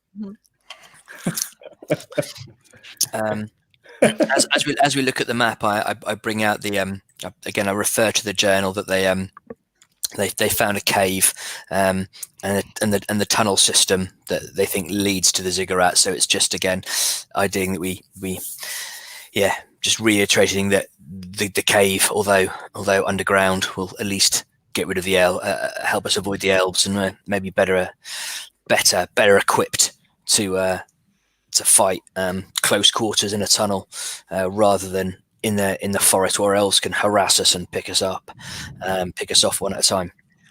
Now, it is rumored by some what's the word, literary experts and cartographers, that there could be an underworld that basically spans underneath the entire forest, systems of caves that are all connected. A lot of people actually disagree and think there's just pockets of caves. So, but that, there's not like a spanning network.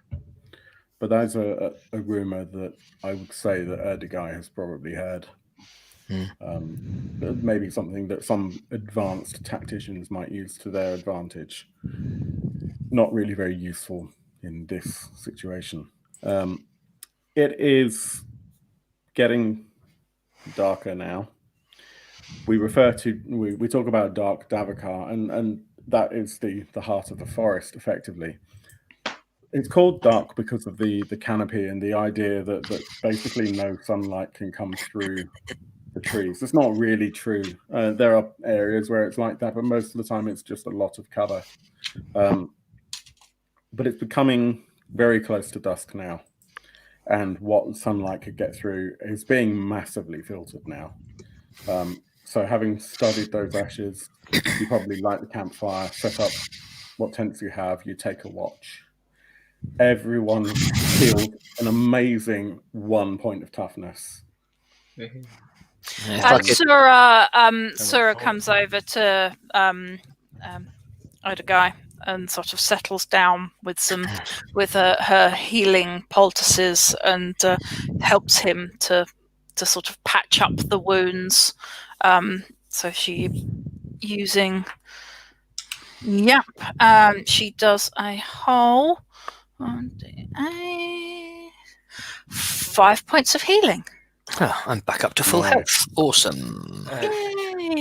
GM, just before the flashback, Gidano went out to gather herbs using his alchemy skill. I rolled an 8 under my 11 cunning and created 2 novice healing elixirs with that. Nice. But you didn't make me a hot coffee, so I don't care. Not great now. I know cold coffee and iced coffee is something that a lot of people really love, and I know Aaron is one of those people, but it doesn't really work for me. It's like, so Phil, have you ever heard of this wonderful company called Thermos? They make great things that keep things hot. I still. So does my temporary corruption come back down? So I'm currently bibbling at 5 temporary corruption. Yep. So that resets to 0 or just comes down a little? Comes back down. End of the scene. Cool. And I can never remember. I would suggest that you probably want to make an early start in the morning before sunrise. Did anybody else need healing? Nope. No, never got touched. Cool. Too slick and smooth over there, Yeah. The guy saved me. Took my blow. Hides in trees and then and dodges out the way. The guy is built just to take as much damage as he can. Here's boss tank. Yeah, I could have gone for plate armor or that Templar armor, but it would interfere with the spell casting. So thought I'd go for scale, and then actually be able to be a bit more flexible in combat. Lime scale armor. Lime scale. It's not going to get old. I'm sorry. Just don't encounter via cowl. Right. So the following morning, who is on watch in the morning? I think I would probably be the first one up, maybe. Well, you're going to have taken a rota, won't you? So who would have I gone suppose first in the Arax evening? probably would have taken the first watch at night because he's sort of. I He's probably best at vigilant. Yeah, I think Erdogai will get up early to do some kind of prayer as in preparation for the sunrise. Although we'll be moving before that, he will get up and do a series of moves with the hammer, which he kind of mutters a prayer. So it's kind of like he's kind of shield to one side, but he's like doing moves, spinning the hammer, kind of like spinning it around his body as he repeats his prayer to Prios first thing in the morning. As everyone's stirring and wakes up, you see kind of Erdogai doing this as he's just and as he does, he's like observing the camp around him as he does it, because I realize I'm supposed to be on watch. So he's on watch and doing that at the same time. That's fine. You're competent enough that you can kind of do that without really paying attention, can't you? Okay. So, and in the morning, you hear rustling in the trees and tapping, and then you see a number of creatures approaching. And there are probably a dozen of them. Beast Lord, let's find out what the hell they are. So what you're do a roll. What you're seeing in front of you are some probably about a bit taller than waist high, 8-legged creatures carrying what are they carrying? Are they carrying anything? Carrying nothing. Doesn't really equivalence itself with the pictures that I have. So the first group, do you succeed in your roll? 8 under 11. Okay, so I'm going to send you, because you don't have the book that this is from, what these are. So you'll find that on your mobile. Sweet. And then a second creature, much more refined is not necessarily the right word, but certainly seems more cultured, comes forward and starts mumbling, and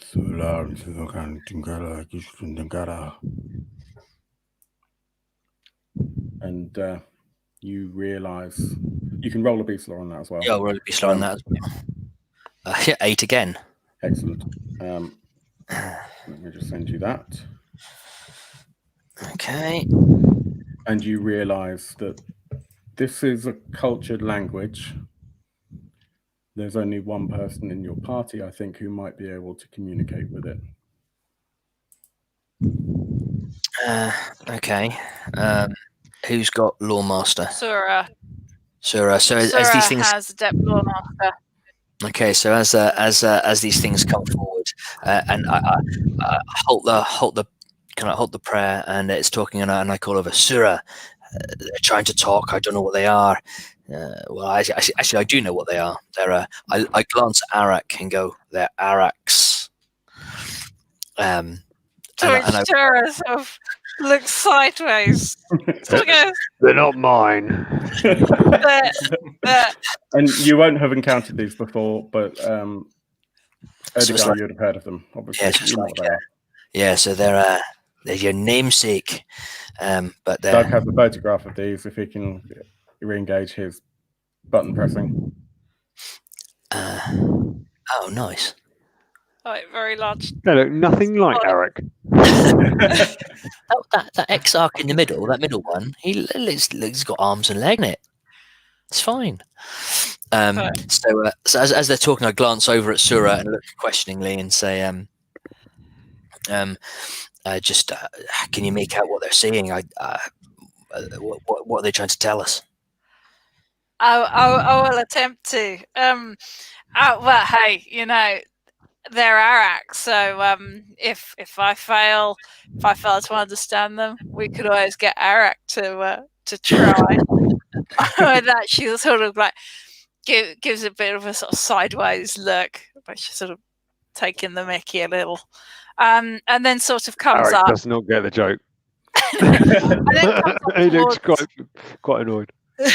comes up towards the one that seems to be trying to communicate with us, and what have I got to roll on? Cunning. Yep. Succeeds her lawmaster, so I can understand human, elf, troll, cultured things. So she comes up and goes, "Hello. How can we help? Who are you?" And the rest of you, whoever's awake, just hear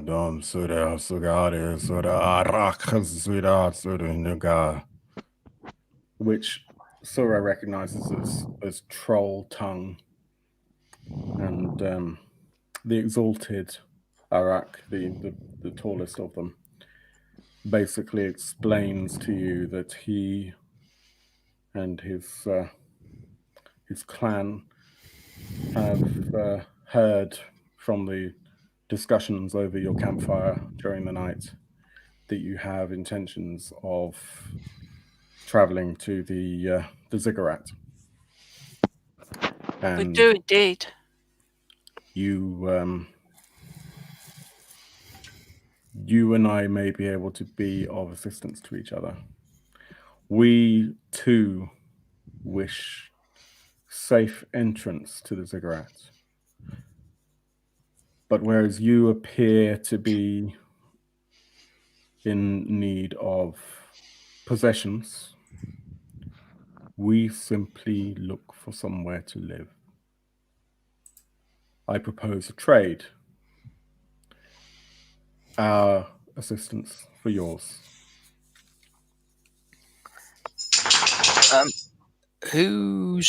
Does anyone have? I'm sure someone does. Which site? Arax has which site?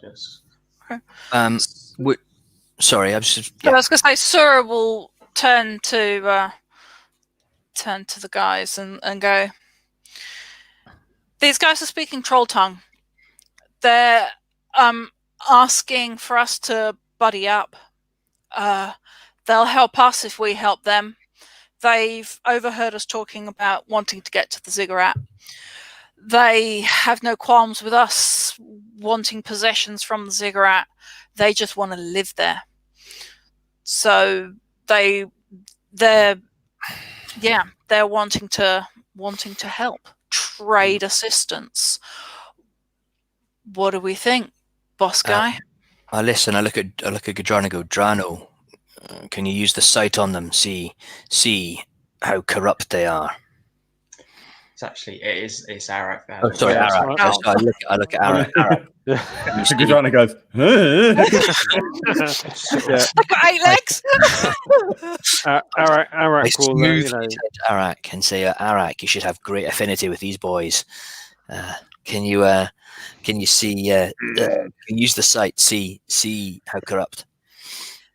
I'll see what my instincts can tell me about them. Yeah, that's a 3 under 15, so it's a very, very good roll. Mm-hmm. You can only do one at a time, so you can either look at the exalted, which is the humanoid one. Yeah, I'll have a look at the exalted. Yeah, and I've got it as adept as well. So you see that it is rusty brown. That's the only kind of color that you can tell, but that tells you it's a creature of nature. Is there any sign of any corruption? Is there any sign of any corruption there, Arax? What would corruption appear like? Me telling you that it was corrupted. I don't think technically you can tell with the level of which site we've got, but for the sake of the game, yeah, they're just natural cultural beings.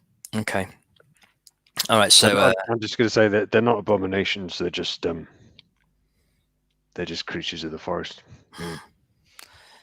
Very well. This could be expedient. I look at Gadrano. What do you think? If Arax says they're okay, then I think we can trust his eyes. They've never led us astray before. True. I will always be on my guard. Aye, if we are careful, we watch them, we don't leave ourselves open. I think they could be useful allies. Sir, if you tell them, we will accept assistance, and as long as they do not get in our way, they do not wish for anything from the Ziggurat. They just want to live there. You said. That's what they've said. They don't want anything from it. They just want to be there. And you think they're being truthful? As truthful as I can tell. Very well. Let's tell them we agree, and we shall move soon. That Sarah turns back to the Exalted One and says in troll that we agree. We will help you. You'll help us back. We'll defend each other. Stab us in the back. I'll set fire to all your legs.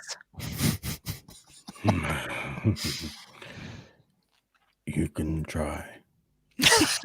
However, the elves are coming. If you're making your decision to join us, do it now. We must leave. Boss, they've said we've got to leave now. The elves are coming. Let's go. So yeah, with military precision, because we're good at this, we pack up fast, we get our stuff together. Nearly said a different word there.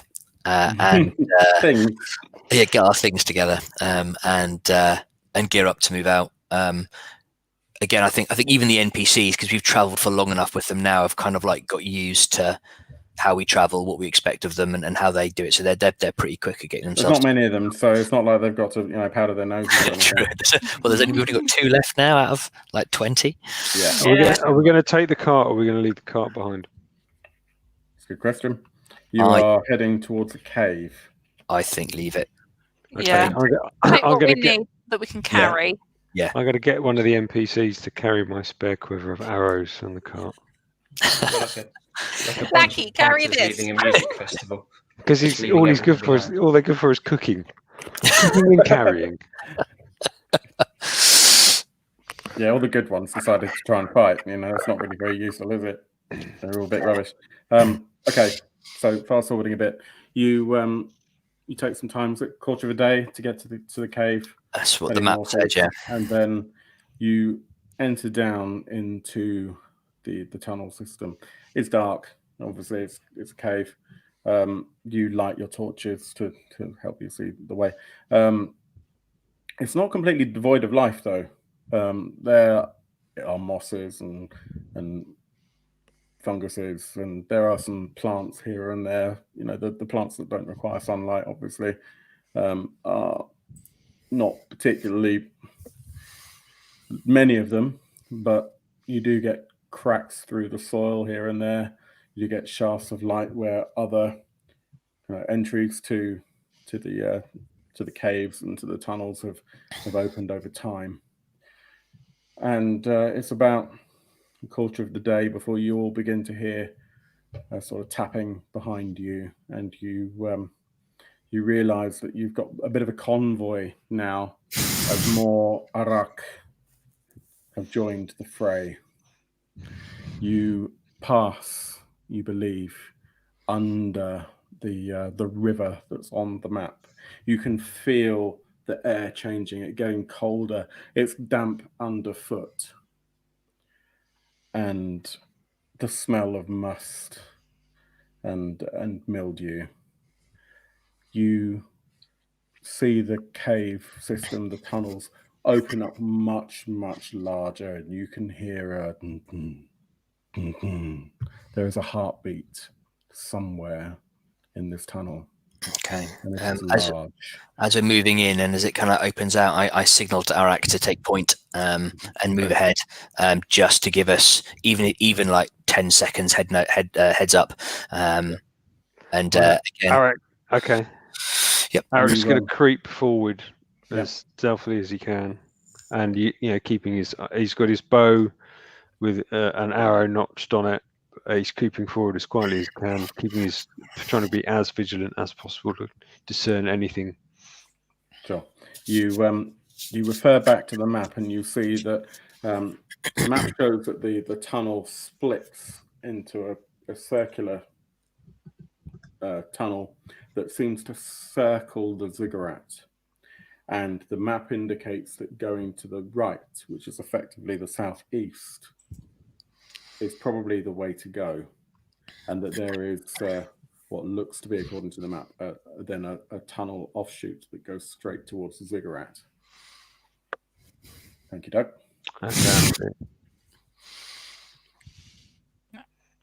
I'm just going to... Arax says to the guy, we follow the map to the Ziggurat entrance. I think so. I see no point in trying to deviate from what we know to be true. Keep our focus, keep alert. So you begin moving south to go towards that, and you hear an almighty...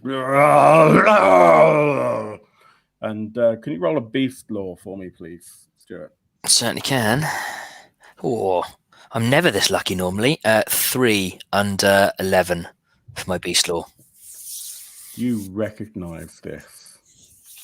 This is almost a thing of legend. You realize that you are in the tunnel of a lindworm.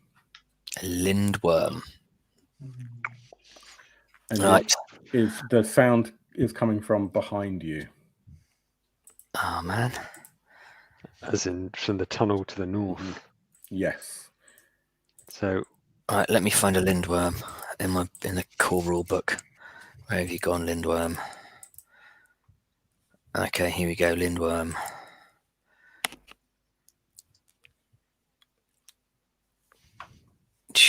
Doing the pain threshold. Oh man. You do not have to stand your ground at this point. Yeah, no, we want to run away from this. I think we head up the tunnel into the Ziggurat because it's coming down the tunnel towards us. Yeah, that's that. I mean, we could take it, but it will probably hurt us than anything else we fight afterwards. So as I hear about it, I say we need to move fast. We don't want to face it if we don't have to. It's big. It's mean. Its bite hurts. It's tough. Bite it. big pointy teeth. No, we're bunny.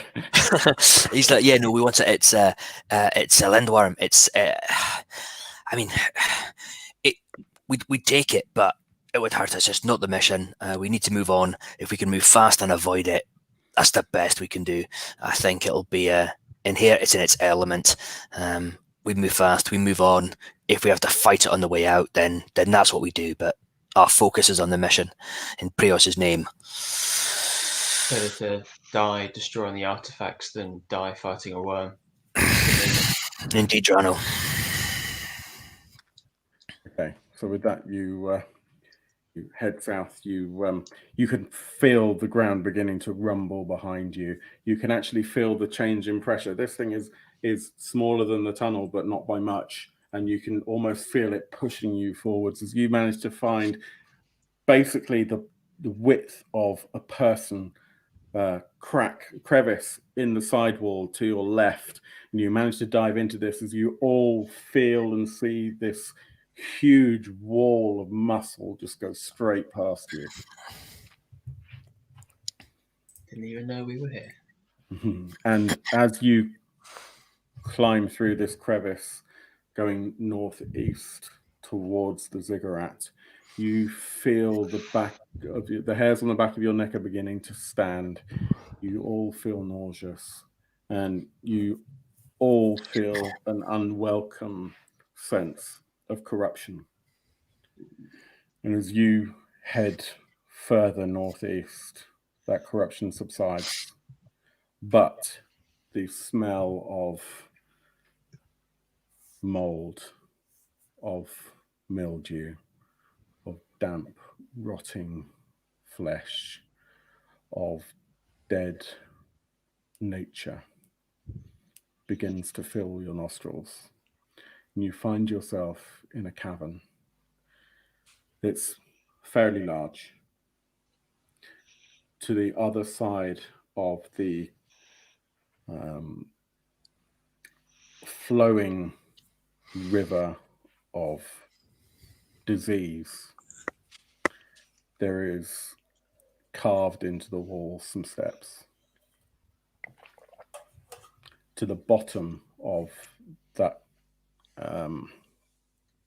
staircase, if you like, on its side is a large carved wooden box with 2 poles, one either side of it.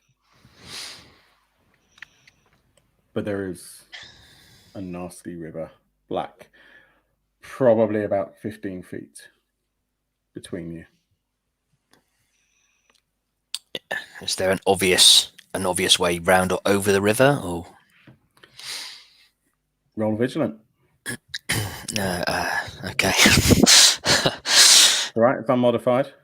Hang on, let's try that. No, 18 over 10. So you can't see anything immediately. It might be that one of you might need to, at this point, maybe even wade it. It doesn't look particularly deep. Well, let me do it. I glance at Drana and go, okay, Prios be with you, and I pat you on the shoulder, and kind of ready myself in case anything bad I'm going to cover him with my arrow. It's a great protection against corruption. Jam fends off all known. It's a little known fact in Davokar. Like a shield of jam.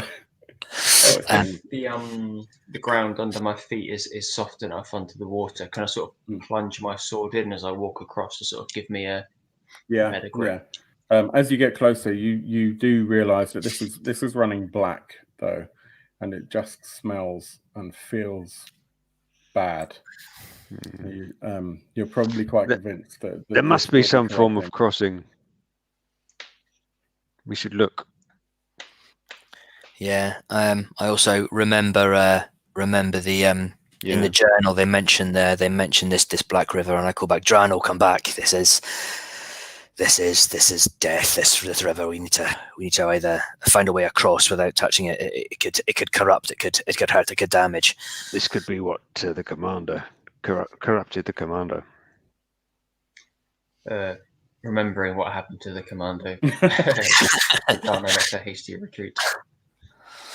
Arax going to have a look. Arax is just going to say to everybody, everybody have a look for a crossing.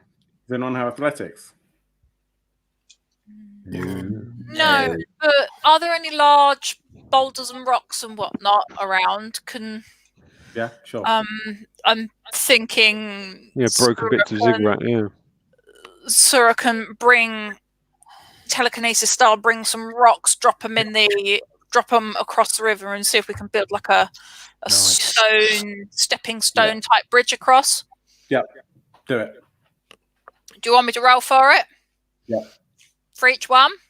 How many am I going to need? It's probably about 10 to 15 feet across. I would say that there is one large rock that is probably 6 or 7 feet. So if you can do a good roll, you can probably plonk that in the middle, and with a decent roll and quick, then you can just jump it.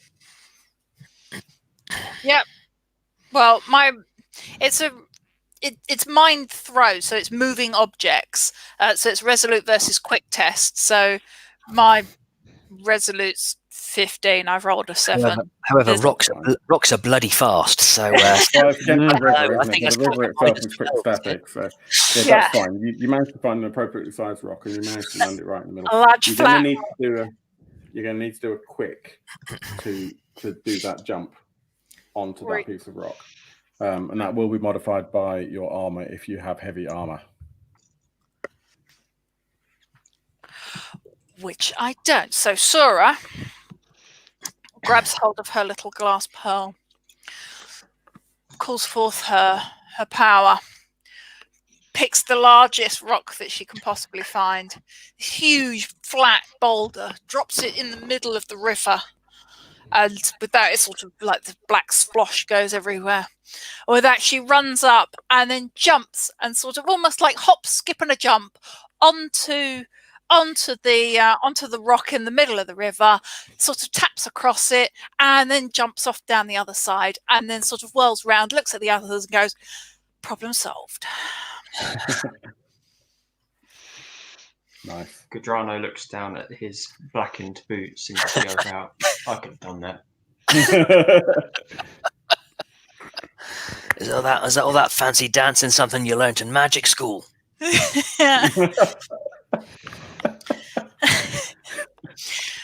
Oh, with that she just goes, All right, so all of you need to try and do a quick to. Yeah, what are the Arax? Just out of curiosity, what are the Arax doing? Are they just hanging around? Are they? They'll come with you. They have many legs, so they can just sort of stretch over, and they're kind of going across. Yeah, right, They're grateful that Sura has done this, and they're just getting on with it. We're going to name it Sura's Bridge. Sura's dancing bridge. Right, I shall roll my quick then. I've rolled an 18. We've got XP. I don't know. This river seems. I think that might be a good chance time to use my XP. I think trying to avoid that river is a good plan. Yep, I get it. That's fine. I got a 7 under 11. Cool. My quick is 11, and I rolled an 11. Thank God for that. So I lumber up in this armor, and I jump, and I kind of hit and teeter a little bit at the back, and catch myself forward. Follow the hedgehog style. And then managed to leap over without landing in this river of death. Cool. So yeah, you're all now on the other side there. There's a large chest on its side. As you get up close to it, you can see it's carved very ornately with scenes of trees and vines and nature. It is sealed in a way that none of you can easily fathom opening without, effectively destroying the contents. But it's there, it's intact, it's at the bottom of the stairs. And okay, can I see? Can we see both artifacts in the same time, or are they both? No. This is where you are, All right. underground, if you like, and then there are stairs going up. I'm conscious that I'm just going to say I can use my witch sight to see what this is about, but it costs me corruption. It takes its toll on me. We know that the Liturg, we know that the Order wants this either wanted destroyed or taken back. I think we take it with us. I think we keep it. If we can get it back, then Nature's Bane can make use of it. Destroyed as last resort, but if we take it with us, we can make that call when we get there. I glance at the two NPCs laden with Arax other quiver and go, right, you two, get to work, and expect them and to pick it up. And I look at the steps and go, Arax, point again, Sura hang back, Drano with me, and like we form up and head up the stairs. You climb the stairs. Takes the assistants quite some time. There's this thing is very heavy carved wood, very dense wood.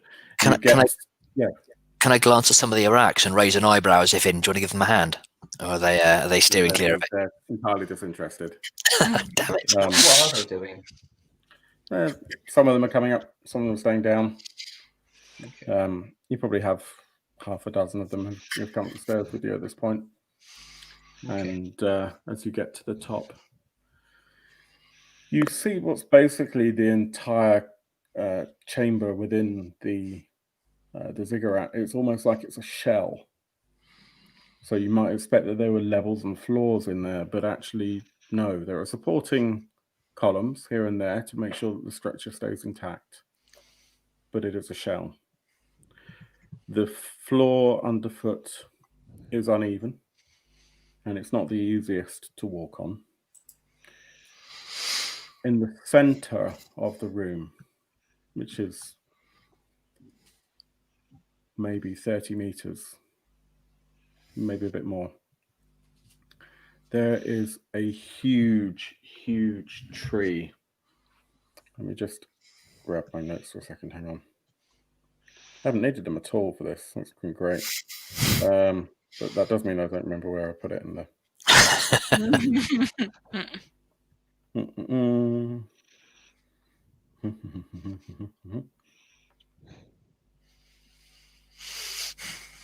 Shut up. Oh, I can't find it. Screw it. There's a large tree. It is a very large tree. Has it got a glowing stone in it? It has, but I'll get to that in a second. Stop interrupting you. I know where you live. Stairs from you. Yeah. This would sound like we're in bunk beds.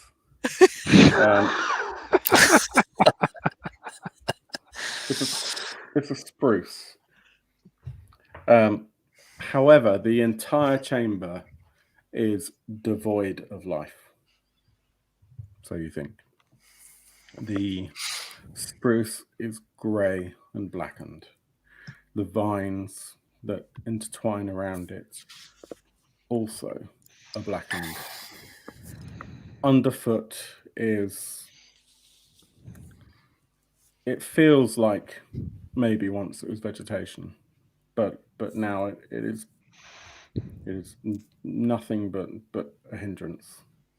Around you, you can see what almost looks like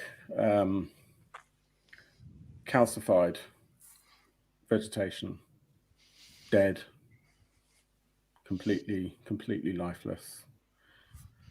You see within the tree at shoulder height, there is a stone so big you can just about make it out through the vines that have grown over it, and it's glowing golden.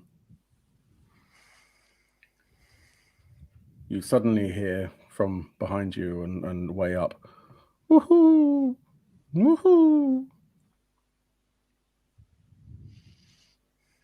Can I take a look?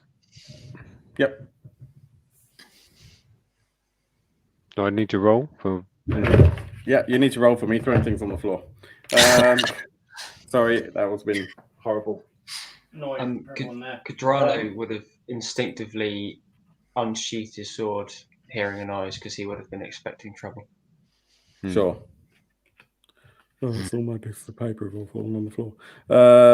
Yeah, so you look up, and you look up just as a large bird starts to swoop down on you, Duncan. Yep. I need you to roll your defense with a -5.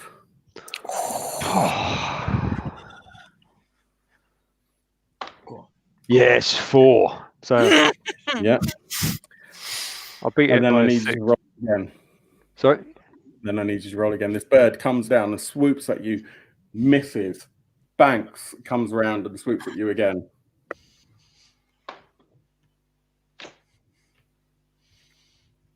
I'm going to re-roll that with the next piece because I got a 20. Oh yeah.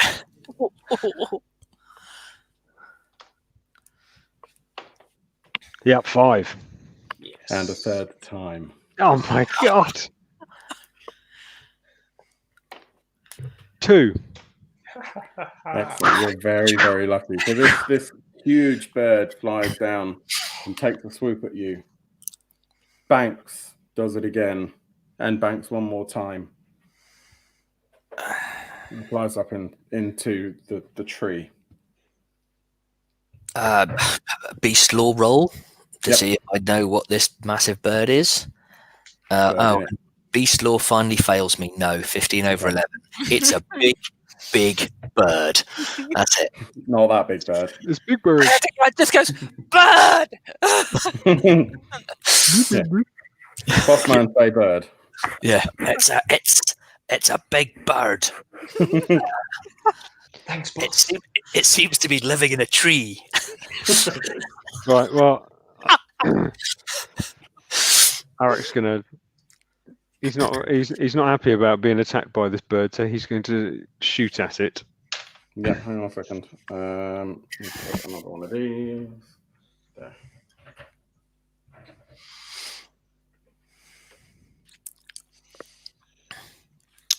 By the way, with the Beast Law Adept, if we face undead and I get it, everyone deals an extra 1d4 damage to specific targets. So if he throws something undead at us, we should be all right. Okay, so yeah, Duncan, you do get to go first, but you haven't drawn your weapon yet. Oh, no, he's always walking. He wouldn't be walking around in a ziggurat without his bow and out his bow. I said when I started. Yeah, the guy said on point up front. You're right. Which would Okay, have I'll meant... allow you to have that. That's fine. Yeah, I've forgotten that. Cool. So yeah, if you want to roll your attack with a -3. Okay. My first, so Hunter's Instinct at the bird. My first of 2. Yeah, that's a hit. That's by quite a lot. 9. Awesome. You hit it quite badly. Right now, it's kind of like advantage only really works if you're like above. It works if you're above, Yeah, but you if don't you're have below. advantage. Great. Okay. Yeah. Fine now. In fact, it had advantage, so it should have Okay. impacted your defense. But sorry. I mean, he rolled like 2s, 3s, and 5s, right? So it probably wouldn't have. No. Yeah, they were quite 8 points of damage with my first hit. And I roll again. Now. Yep, that's still a hit. That was 11, and I needed 13. Oh. And that is only 4 points of damage that time. Okay, so it's still alive, but it was quite hurt. Okay, this thing is furious at you and is coming back in again. So it gets a free attack, first of all. So it swoops in at you. It gets advantage because it's higher than you, and I'd forgotten that. So it's actually a -7. Okay. Defense. Yeah, that's still fine. Cool. And then it comes in to attack again. Yeah. Oh, that's 2. That's even better. Cool. And one more time. That's a 5.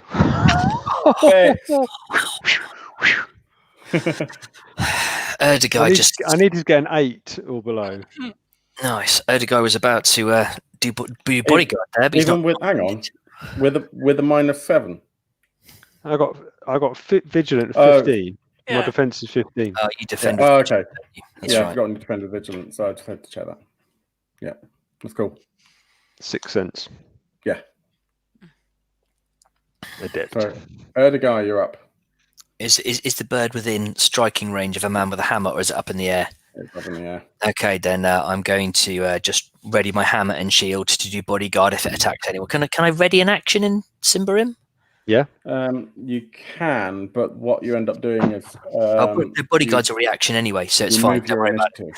But it's a reaction anyway. So if it's not, I don't need to ready an action. It's fine. So I will. Yeah, that's what I do. I prep myself to do bodyguard if anybody's gets hit. Okay.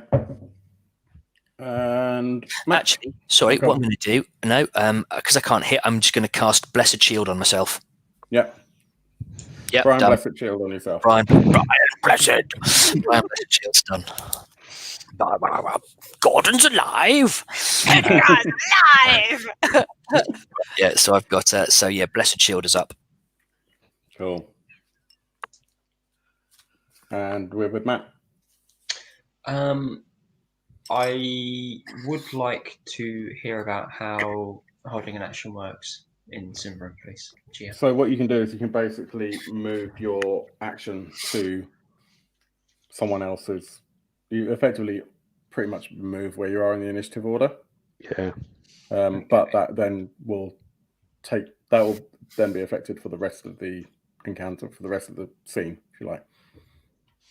So you just you put yourself in a different position in the initiative order, basically, for the rest of the the rest of the battle.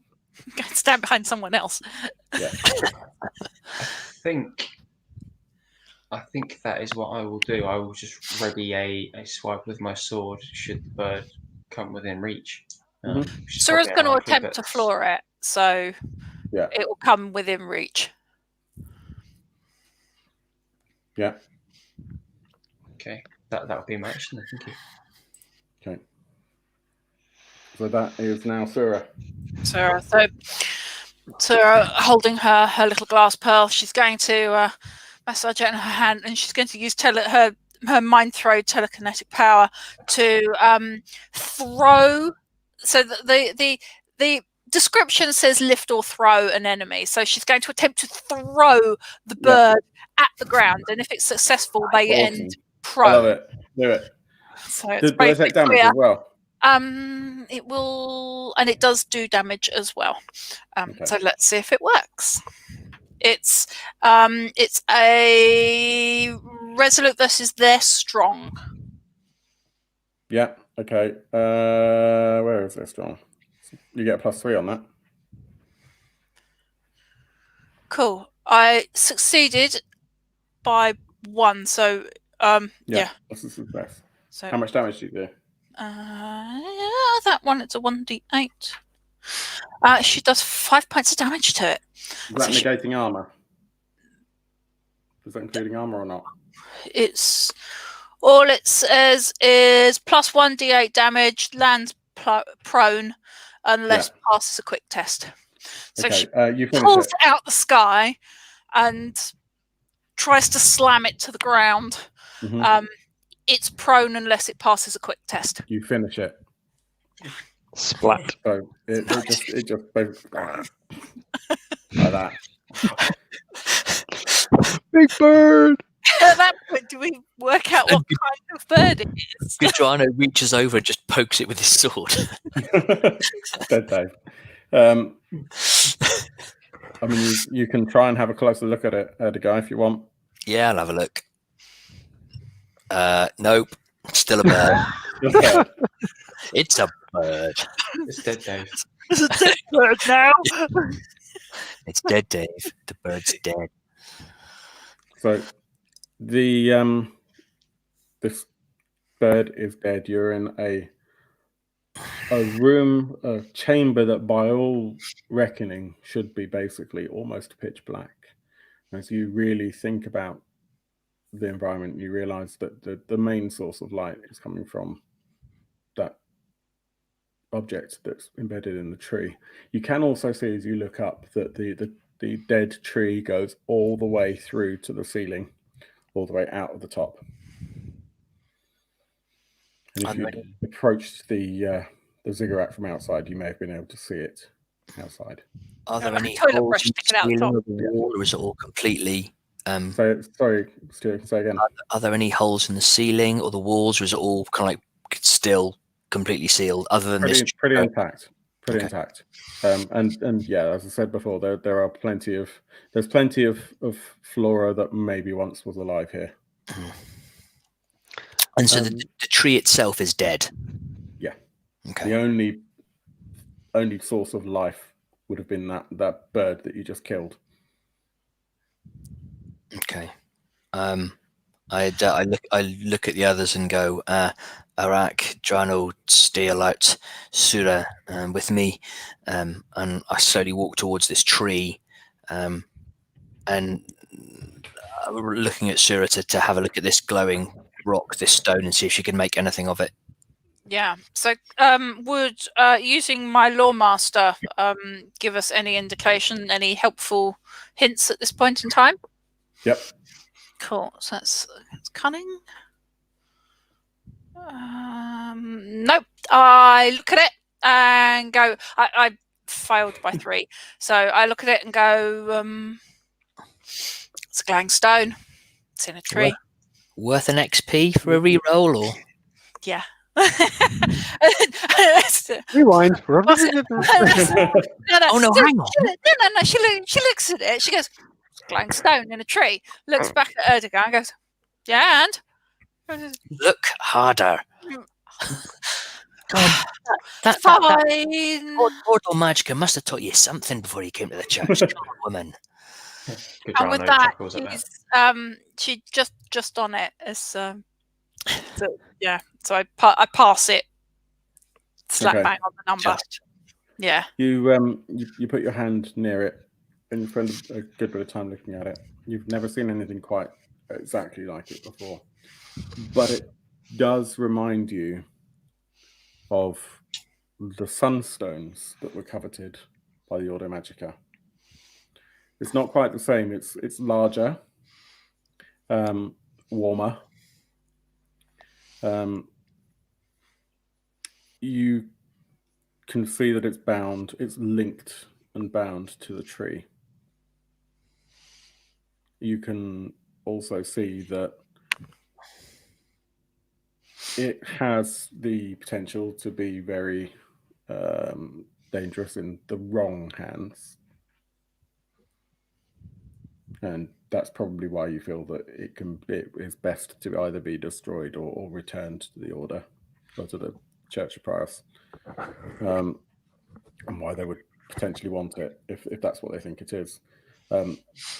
You also get the impression that the right academic might be able to split it, and that maybe this is the ore that a sunstone is made from.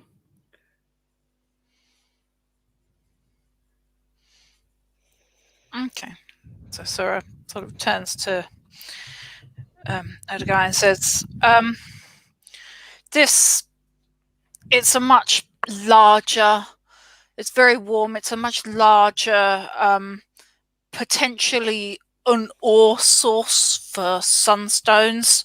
So sunstones are these warm, nice little fiery warmth giving stones that they have a spirit caught within them. Sunstones. Yes. They have a fire spirit caught in them, and there's one spirit. The other thing I should probably tell you is that you think this might have multiple spirits in it. Okay. But there would be Vilda, Virta, and Virda, which are the 3 kind of sides of nature, which the elves keep going on about. Elves. So this feels like it's probably a multi-spirit holding stone.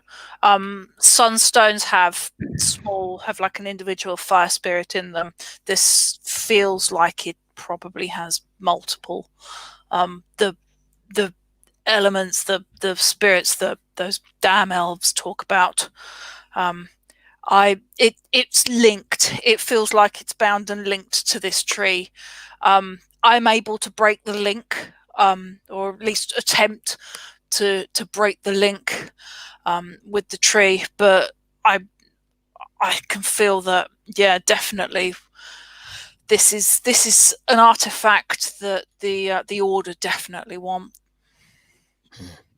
Right. Okay. Right.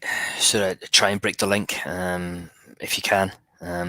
If you can't, if you feel any darkness, any corruption, let us know. We can destroy it. If we can't take it back, we'll smash it. Try and break the link. See what you can do. And I look at the others and go, we're going to try and remove the sunstone from the tree. We don't know what it'll do. Just be on your guard. And I just kind of like turn around. I turn around. I'll get my hammer. So if Sura's facing the tree, my back is to her. So I'm like facing out around the room. Just kind of trying to cover with my eyes as much of the space as possible. I'm going to try and I'll be keeping an eye on the Arax as well. Oh yeah. So in order to yeah, I'm looking at get my mirror out. So in order to break a link, Looking you need good. to create a magic circle around the item. Clearly, this thing's embedded in a tree, so I can't just lay a sand circle round the tree because that's bound the whole thing inside it. So instead, Sura pulls out a bit of chalk from her little pouch and draws very thickly but carefully around the stone in the tree as a way to build a magic circle just around the stone and to try and break it. So she sort of carves this piece of chalk around the stone, mutters. This is going to actually be quite difficult for you to do as well. It's going to be like a -2 on your roll. Okay. Yep. So it's just a test against resolute. So you say with a -2? You should still be able to do it. I'm going to spend an XP. Resolute's like a really million. hard and definitely does it after she's really put her mind to it. Okay. I need everyone to do a roll against your quick with a -2 on it. Quick -2. Oh, just you beauty. No, I fail. 14. I'm going to have to re-roll. Yeah, I'm going to re-roll as well. So I fail again. Can we? How many times consecutively can we? I think once is fair. I failed. Yeah, I failed. Okay, those of you that failed and continued to fail, I need you to roll a d4 for me, please. Oh, that's fine. How bad can a d4 be, right? Times it by 10. 4. I got 3. Jesus. Nah, Okay. I beat you. I got 4.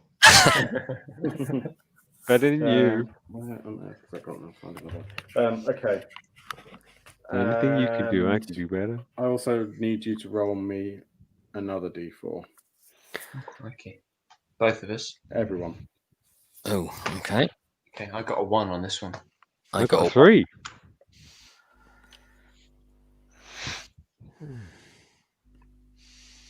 Okay. Finally, I'd like you all to roll your resolute. Oh no, I'm going to spend an XP. Ah! Can I roll an XP? Use my XP. How many XP have you got left? I've only got 1 left of I was this. going to say, I think we only got 5 XP at the beginning, didn't we? Yeah, I've been Right. knocking them off. Yeah. Made it that time. Those of you who failed the Oh, resolute, failed it. Ah. you take the amount of corruption temporary for the previous roll. So the one that you did that was the D4. Yeah. I did 2 rolls of The D4 second then. D4 roll. Okay. So I Temporary corruption. Didn't very well. Okay. I am on my corruption threshold. Okay. Because I took 2 points of corruption for using Witch Sight before. Okay, so when did you use Witch Sight? Remind me. When we encountered the Arax, myself. And I did Witch Sight on the... They don't count. It's fine. Oh, okay. Yeah, they would have come off by then. All right. Yeah, they were at least 1 scene ago. Those of you that failed your quick roll, you fail to close your eyes in time as the entire chamber is flooded with light and heat. Those of you that and you are blinded for the number of turns that you rolled. Okay. The rest of you manage to close your eyes in time, and as you open them, you realize that and everyone will notice this, that the sense of smell has changed. That musty, dank, kind of vitriolic smell of death and rotting carcasses is gone. You are beginning to hear the sound of leaves rustling. You can smell green. The tree above you, those of you who've got your sight back, is beautifully alive.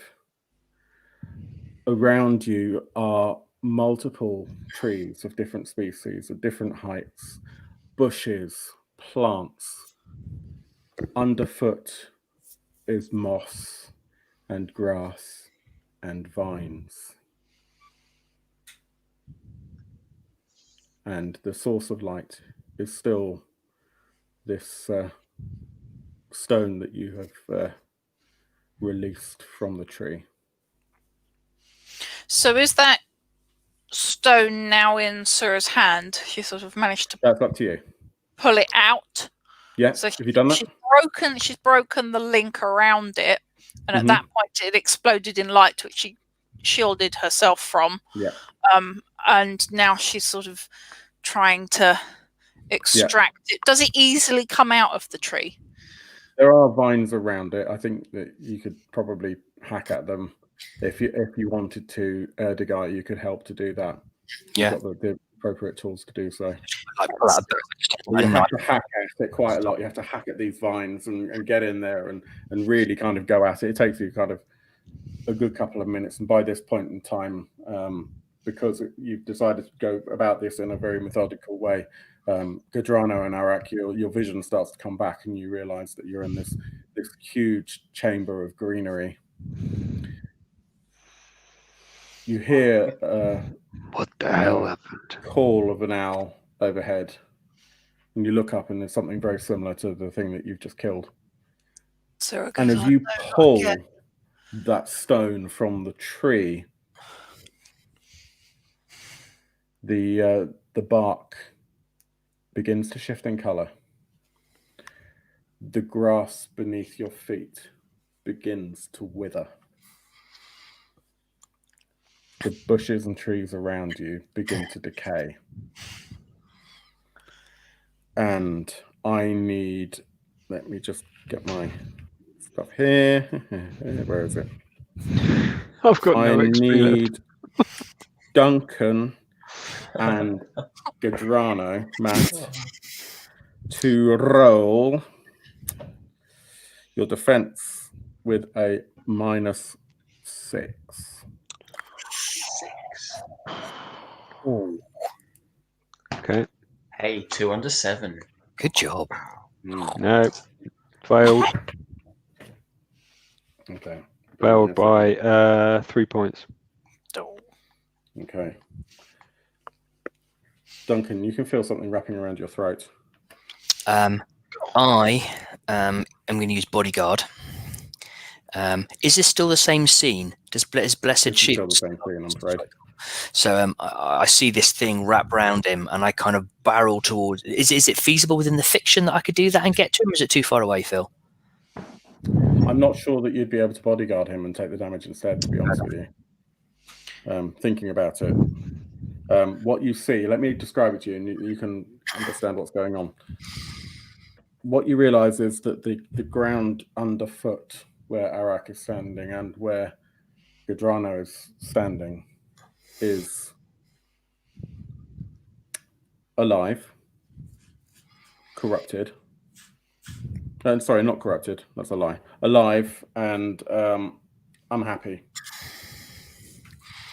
It is reaching up like a tendril as such and wrapping around each of their throats. Gadrano managed to slip out, but with Arax, it's reaching around him, and at the moment it is doing. You see here.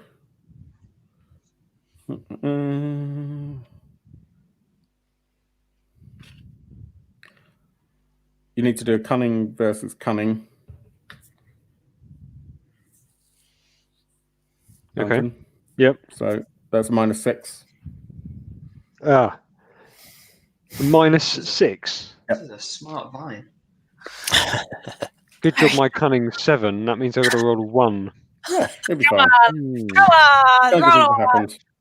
And is this one, if I fail, I get half damage or Nope. no? No, Okay. this is something strangling you. Right, here we go. 13.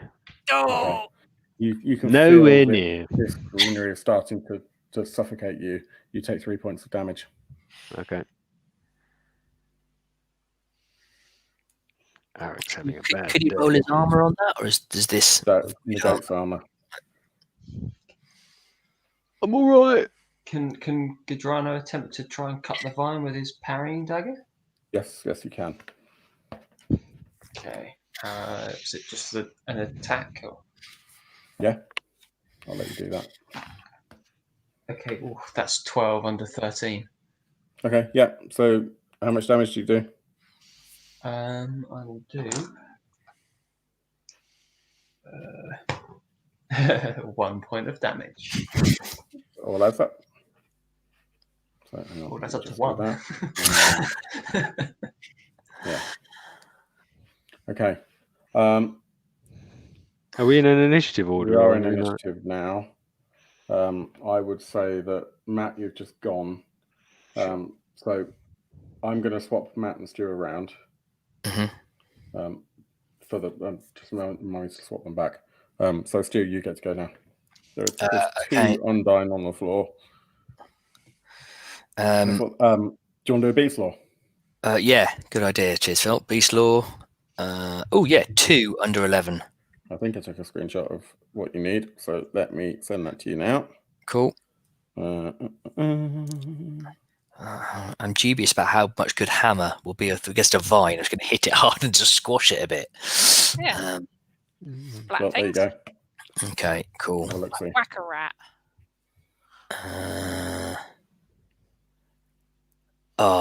Right, okay.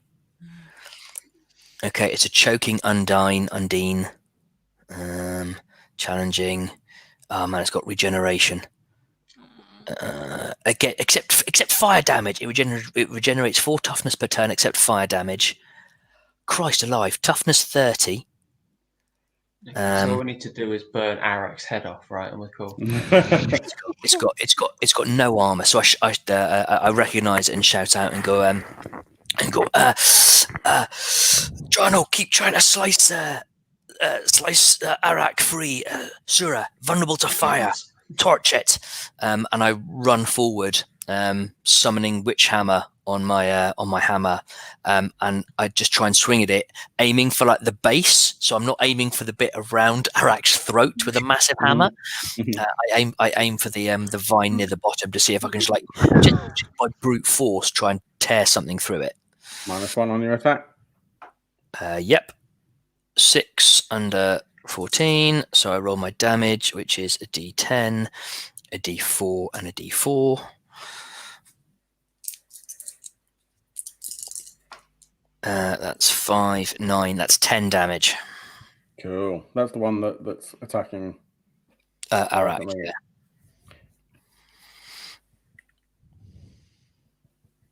Yeah.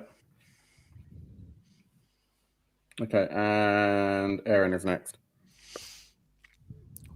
So having heard the response, having heard the order of burn it from the boss, Sarah turns round, pockets this the artifact which she has into a little sort of slouchy pouch thing which she's got. She'll look at it properly later. Grabs a handful of brimstone, calls forth brimstone cascade, and a sort of pouring out of fire and brimstone flame from her hand, aims at. Is there any one of these moving viney things attacking Arax? Yeah, there is another one. I think she'd go after the one that's currently everybody else is attacking. I don't think she'd. Okay. Well, there's ones. have a think about that, because there's one that's. Oh yeah, sorry. Yeah, no, I got you. Yeah. So I was going to, as I see the fire start to build, I shout out that we want to free Arax and then get out of here as fast as we can. Yes, boss. And with that, releases Brimstone Cascade at this at the vine. Obviously not at the bits that everybody else is hacking at and around the neck of Arax, because we don't want to set people alight or anything like that. But along the rest of it, goes in for a hit. So it's resolute versus quick. So what do I need to adjust by? -1. So that I throw that on the floor. Do that again. Oh, that's a crit. Oh, what? Hey. Yeah. Oh, you beauty. Good thing I threw it on the floor. That helped. And I'll let you have advantage on that as well. So what does that mean? Add 1d4 to it as well. Okay. Your damage. Yeah, I forget. 1d6, 1d4. Yep. So it's 1d12 for success, 1d6 because it's a crit, 1d4 because he's saying advantage. All together. Ooh, 12, 13, 14, 15, 16. 16 points of flaming damage, and brimstone comes firing out of her hands, scorching all the way along the vine. You scorched the other one as well because you got your successful hit. And I have my successful hit, so she then turns to the other, having seen the other vine flicker and move at the corner of her eye.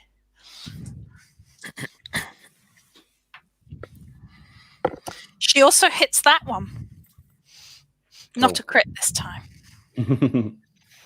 And for that one, she also does 12 points of damage. I like that dice. It's a good dice.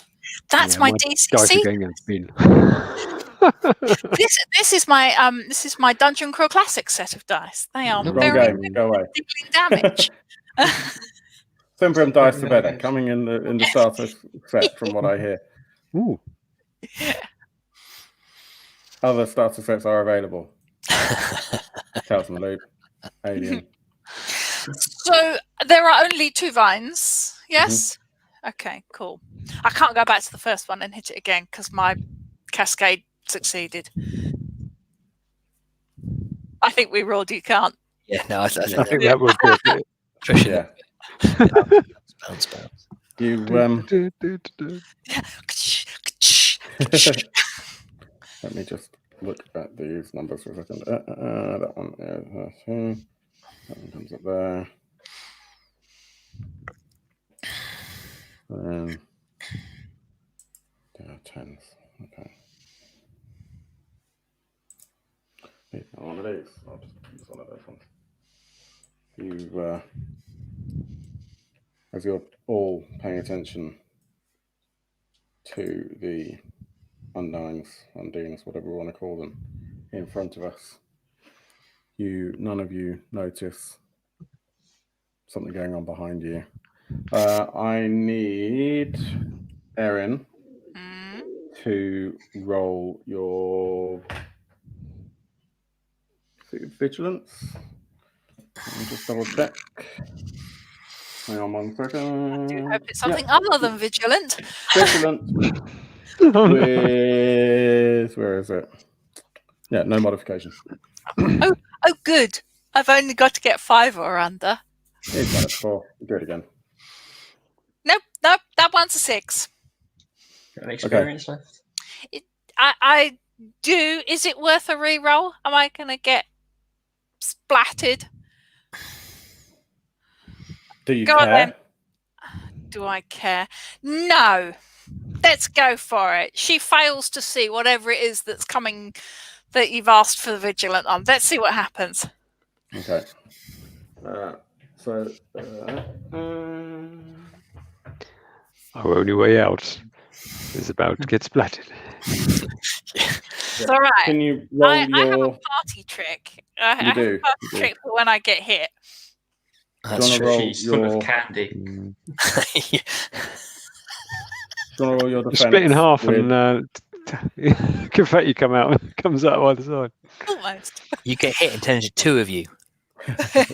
So what am I rolling? roll defense with -1, What kind of attack is this? melee. Okay, so -1. That's 12. Oh, actually, hang on. It's -3, sorry. -3. Okay. Now, I fail to defend against whatever it is. Okay. You feel a slice across your back as something attacks you. Do you want to roll your defense? I thought I just did. Oh, sorry, your armor. So before I roll my armor, Mhm. my fire soul triggers, and and flames lash out from me, doing Mhm. 1d10 damage. Mhm. Which is that one. And at this point, everybody realizes, and that's a okay. It's a 0. So is that a 10? That's 10. That's a 10. Yeah. And at Okay. this point, everybody realizes that's why I've got little singy marks on the cloak. Although these guys have seen it before. So a sort of flames just sort of comes out almost as a reaction to being slashed across the back. And then I could do my defense. Yeah. Shaving must be a nightmare. So first I roll my my magic aura. So magic aura is 1 plus my armor, which is 2, so it's 3 plus anything else. No, so just 3. Okay, so you take 9 points of damage. Ooh. I don't suppose I can get back to try and protect her because I'm Arax Sorry, now. 8 points of damage. Does that help? Sorry, 8. Yeah. Yeah, I'm not completely dead with 8. So Just mostly dead. that takes you over your toughness threshold. No, that takes me to 2 points just below my toughness threshold. So my it takes me over my pain threshold by That's what I quite a meant, lot, sorry. by almost Yeah. double. Yeah, so that you've got 2 choices there. Either you can be knocked to the floor or you can take an extra attack.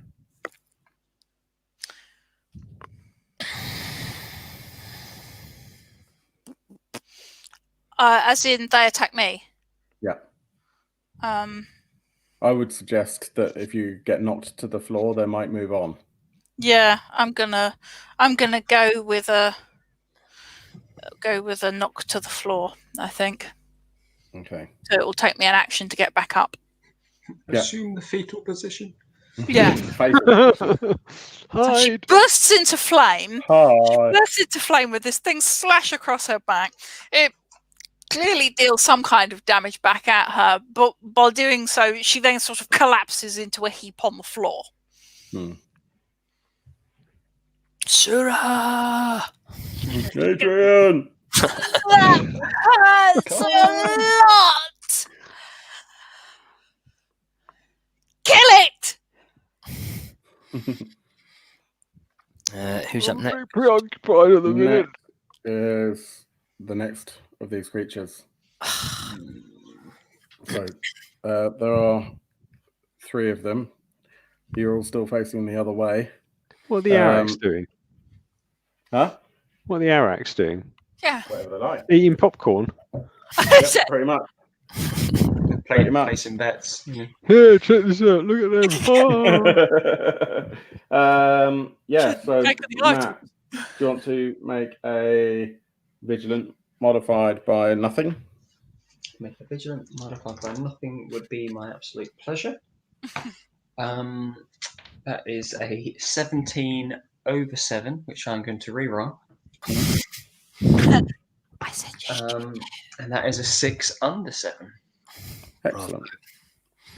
So you managed to see that there is a pair of dragools coming after you. God, you undead. Would I recognise a Dragul? Yeah, you've seen them before. Okay. And I'll allow you to turn around to face them, so they don't get a free attack on you as such. But yeah, piling up, aren't they? huh? They're piling up. They are piling up. There are 2 Draguls coming up to flank you. Sorry.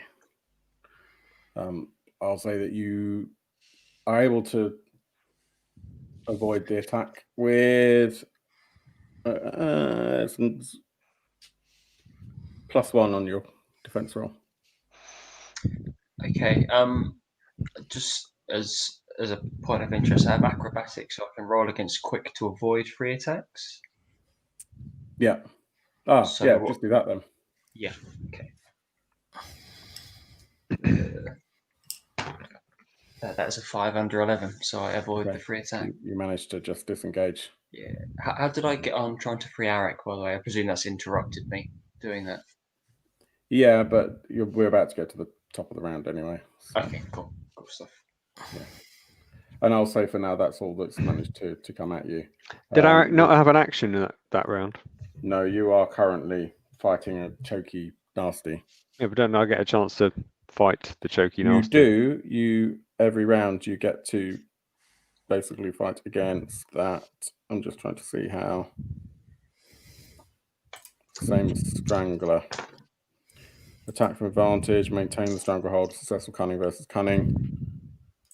I'm not sure what you'll be able to do until such time as you're released, to be honest with you. It's my arch enemy, this creature. It's an attack versus my worst stat. And it's got sort of -5 or something. Yeah, cunning is it was designed to kill me. Kill all of us. So here's your go. Am I just roll your defense? Is it not the cunning versus cunning? Yep. So it's not defense. It's cunning versus cunning. Cunning, yeah. And what was it? -6. Yeah. So I get a 1. Yeah, got 1 up. I got a 4. In most situations, that would be really good. Yeah, pretty good. I almost get it off me. I mean, should we say, for the sake of the game, that actually you'll do that on the Undyne's turn as it's trying to constrict around you, and you can just get a flailing attack in. Let's just say yes, that sounds like a really good idea. That's a great idea. I suppose I'm just going to have to be. It's going to have to be a natural attack, though. Yeah. 1d4 damage. Yeah. But it might be enough. Okay. No, it's not. Sorry? It's all right. If you failed your roll, then... Yeah, probably roll by 1. So. Okay. You begin to hear a kind of deep laughter.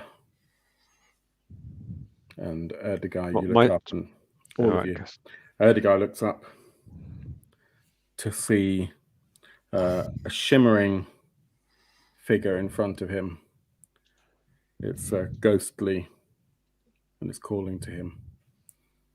Okay, I'm going to do a big score to find out what it is. Yep, I made it. Yeah, it's a necromage. A necromage, and I'm hoping they count as undead. They do.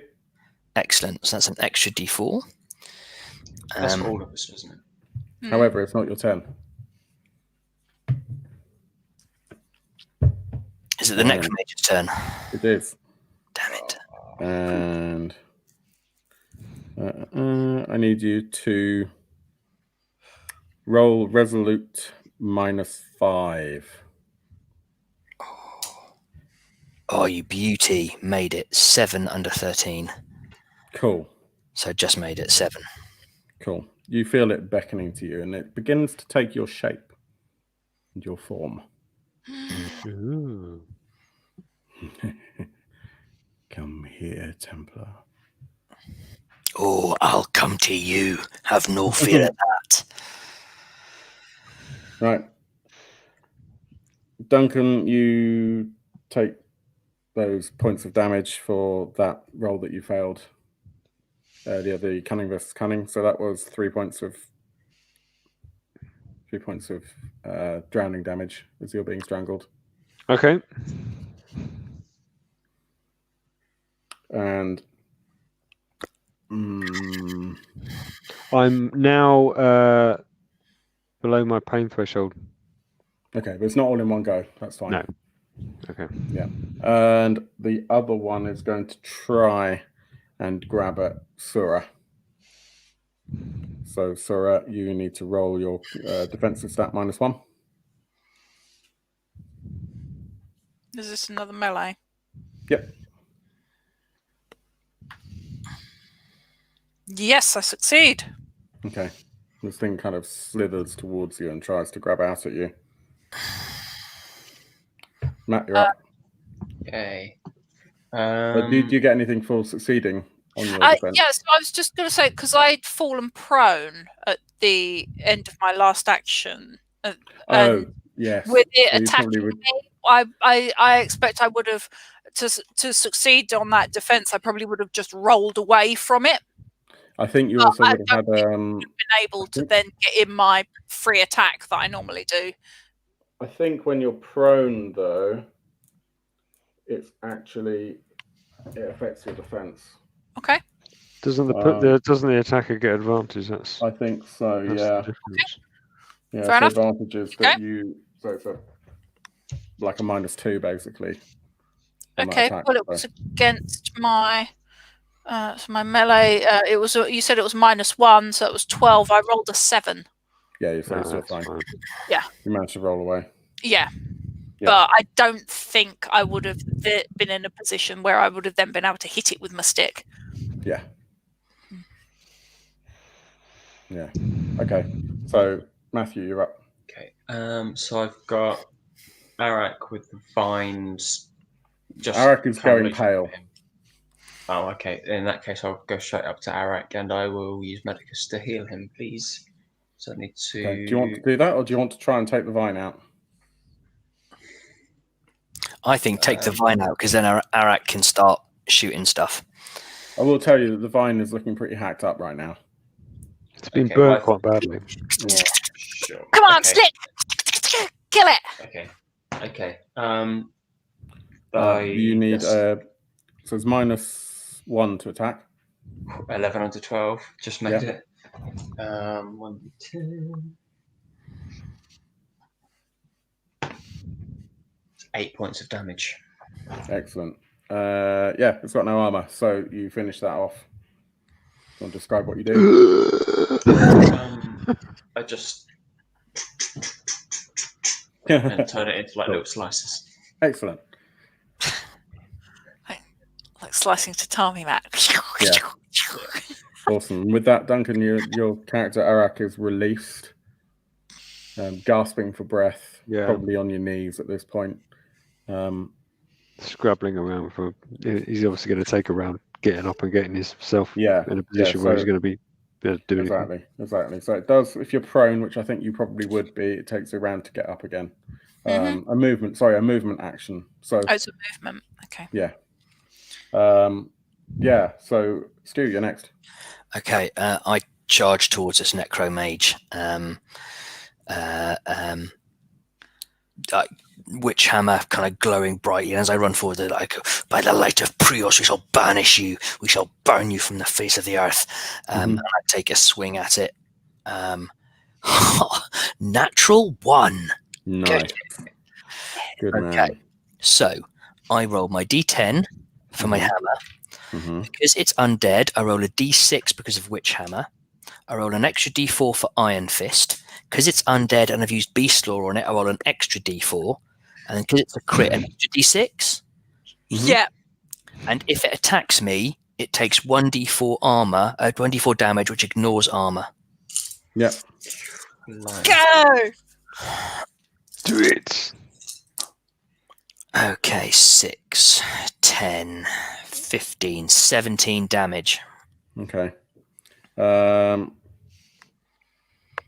And with that, you pass this hammer, and it almost goes straight through him, but it doesn't. And it does look like it pulls some of his spirit through as it slices through, or sort of pounds through this mostly incorporeal creature.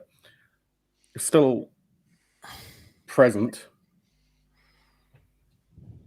but you have hurt it. Good. Because I've obviously run over. I've kind of like run over to. So I look down and I just say, "You okay?" To Sura, she's kind of like on the floor. She's rolling on the floor. She's in a lot of pain. She's been slashed across her back. There's quite a lot of blood pouring from it. And she sort of rolls over and she's just like, it hurts so much.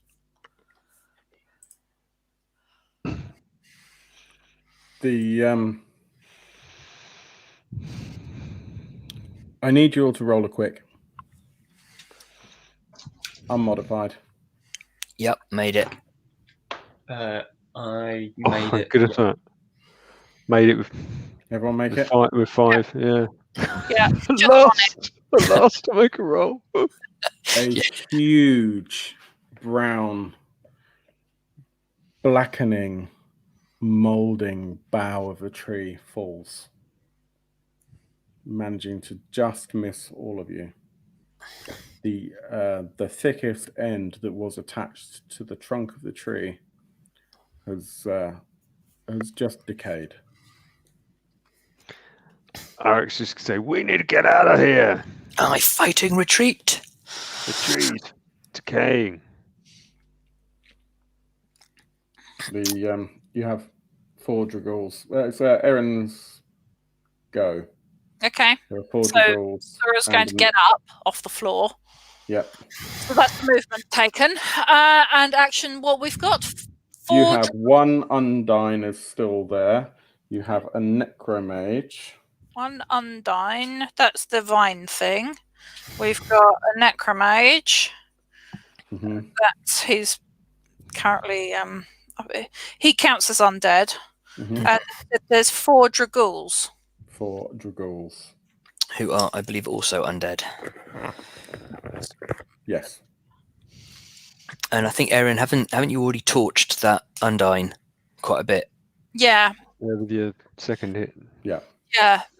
So that we know that Undyne can be quite horrible. So she's going to go after that second Undyne again. Okay. Again with Brimstone Cascade. Yep. How close are you to your corruption threshold? I'm only on 4. Okay. It was like 8, isn't it? Yeah, my corruption threshold is 8. So I'm because I've got the adept wizardry, which allows I only do 1 each time. So what am I adjusting against in terms of quick? For the Undyne, -1. -1. Cool. That's brilliant. It passes. So it's 1d12. 10 points of damage. Woohoo! Fire! Horrible creepy. Still alive. Still alive.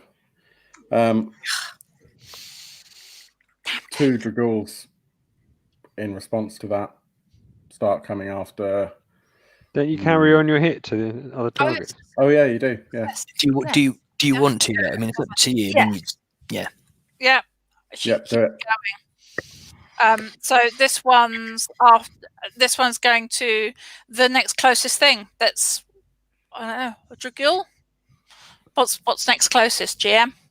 Yeah. The necromage is facing off against the other guy, and there are 4 draghools. She'd probably go after the draghools rather than the necromage, just because it would get it. Yeah. Yeah.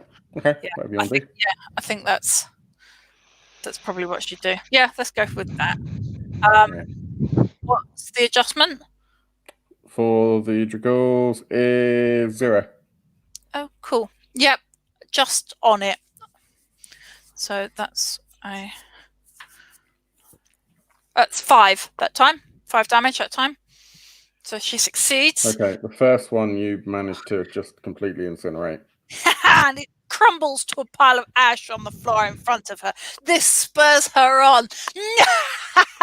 You evil and they're undead. Person I can't say because we're trying not to cuss. Evil undead, because the undead. So it's that one plus that one. I forgot the plus 1d4. So she then goes after the next one next to it, and that also hits. Mm-hmm. And damage on that is 11. Yep, we incinerate that one as well. That one pops down. She's on a roll. It's almost like flame and brimstone pouring from her hand, like a sort of almost like a flamethrower across this line of Dragols. Neatly lined up for you. That one also hits. That was a 13. That's a good one. And that is 6. All right. That's also 10 points of damage. Yeah, you kill that one as well. Oh no, you don't kill that one. Sorry, I lie. No? No. So with that one,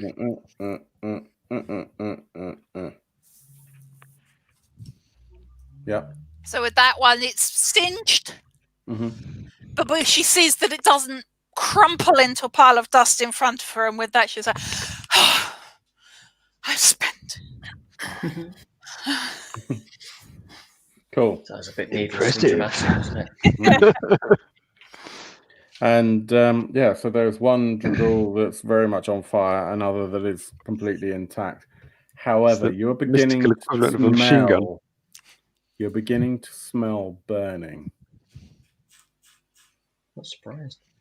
You're in a chamber filled with wood and plant life.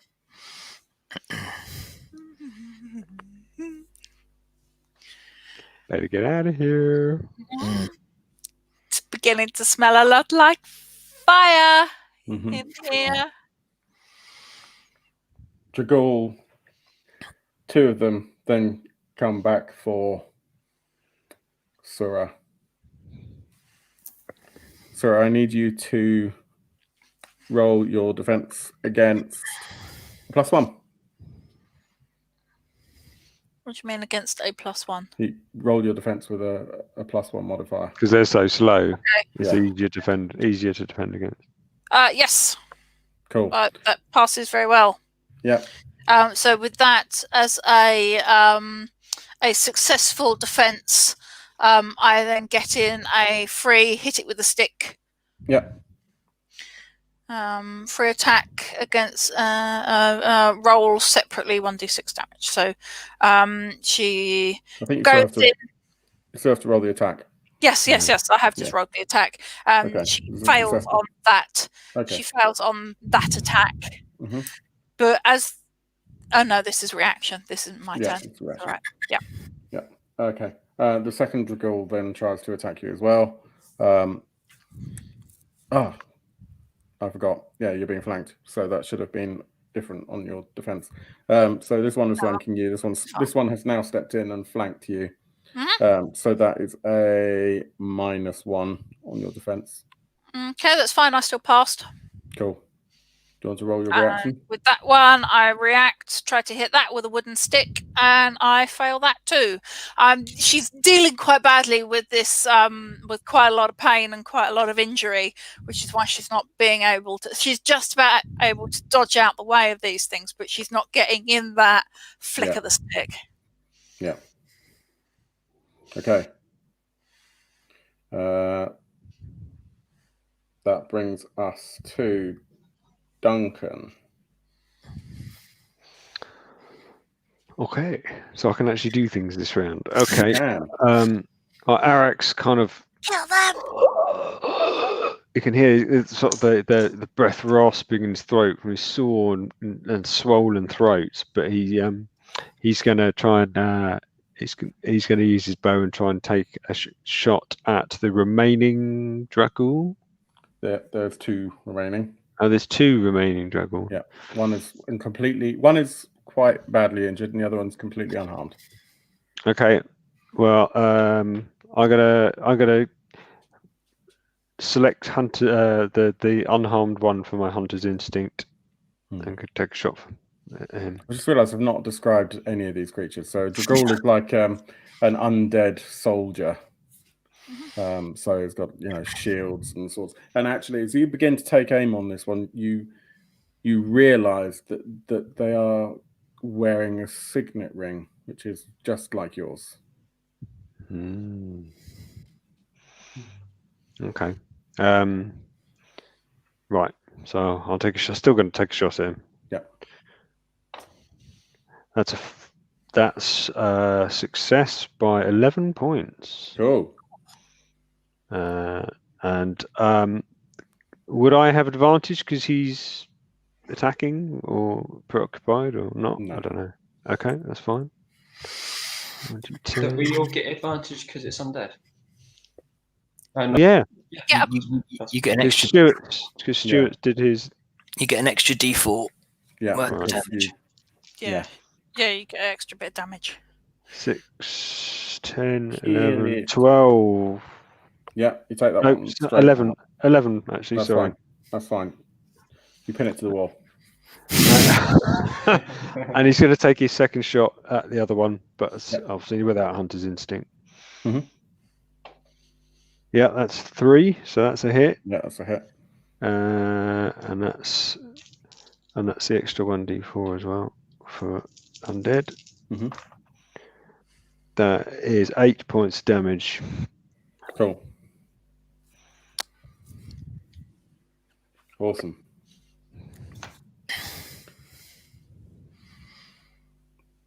Necromage tries again. Let me see.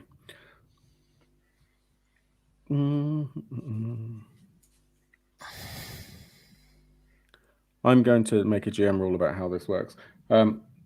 Calls out to Matt. Swordsman, come to me. I need you to roll your resolute. Okay. With -5. Okay, so I need to get 5 or under. I got 15. I'm going to spend a point of experience. Yeah. I got 17.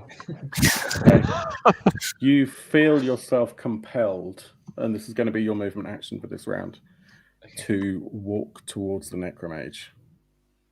Okay. At which point, his hand comes up, his huge claws, and he swipes in to attack you with. Let me see. Yeah, he still attacks with accurate, so it's unmodified. Mm-hmm. So you want to roll your defense. Okay. That's a 7 under 13, and that's a successful defense, so I get a free attack. You do get a free attack. Is that modified in any way? It is technically modified by -3. Okay, so that's 10 I need to get. I've got a 7 under 10, so that will be a D10 plus a D4, because we've got advantage. Well, what I'll tell you is as you go to attack it, your blade just passes straight through him. Oh, so there's no point rolling for damage. Right. Excellent. Good-o. Okay, I mean, that's what Kadrano would have done. He would have tried to swing for it. That's not your go. That's a reaction. So you're still going to have a 10 to attack that Dracul if you. Well, no. Effectively, he used bend will to command Matt. I think that classes as. No, you're right. Yeah, you still will get an action. Yeah. I had to think about that for a second. The Undyne then moves and tries to grab for Matt. Come on, So, dodge it. You Come on, can hurt Go that. on, Matt. You can do it. You can do it. So that's a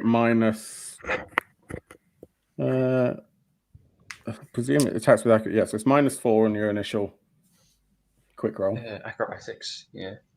Not -4. Is acrobatics as well? No, This is a free attack or just an attack? It's normal attack. Oh, okay. So just under my defense. -4, did you say? Mm-hmm.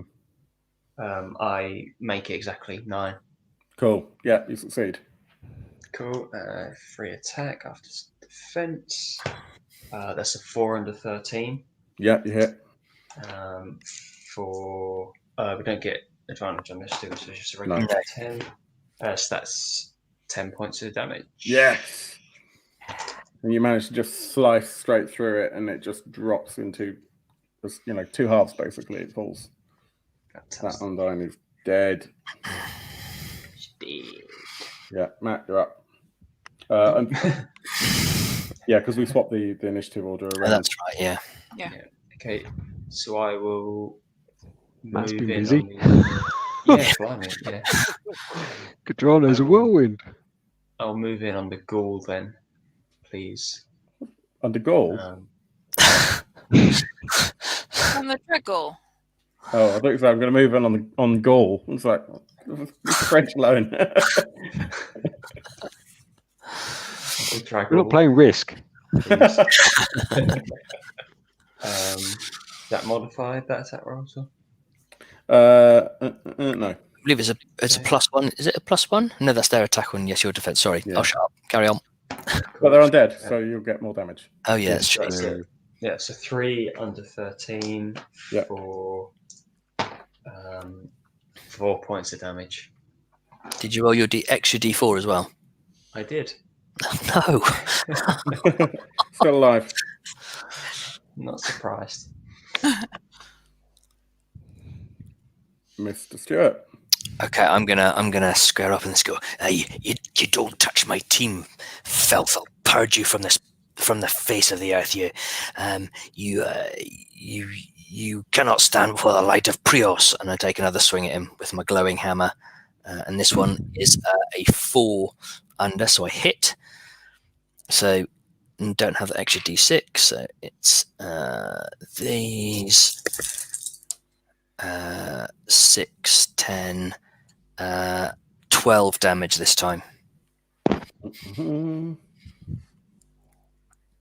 Nope, wrong one.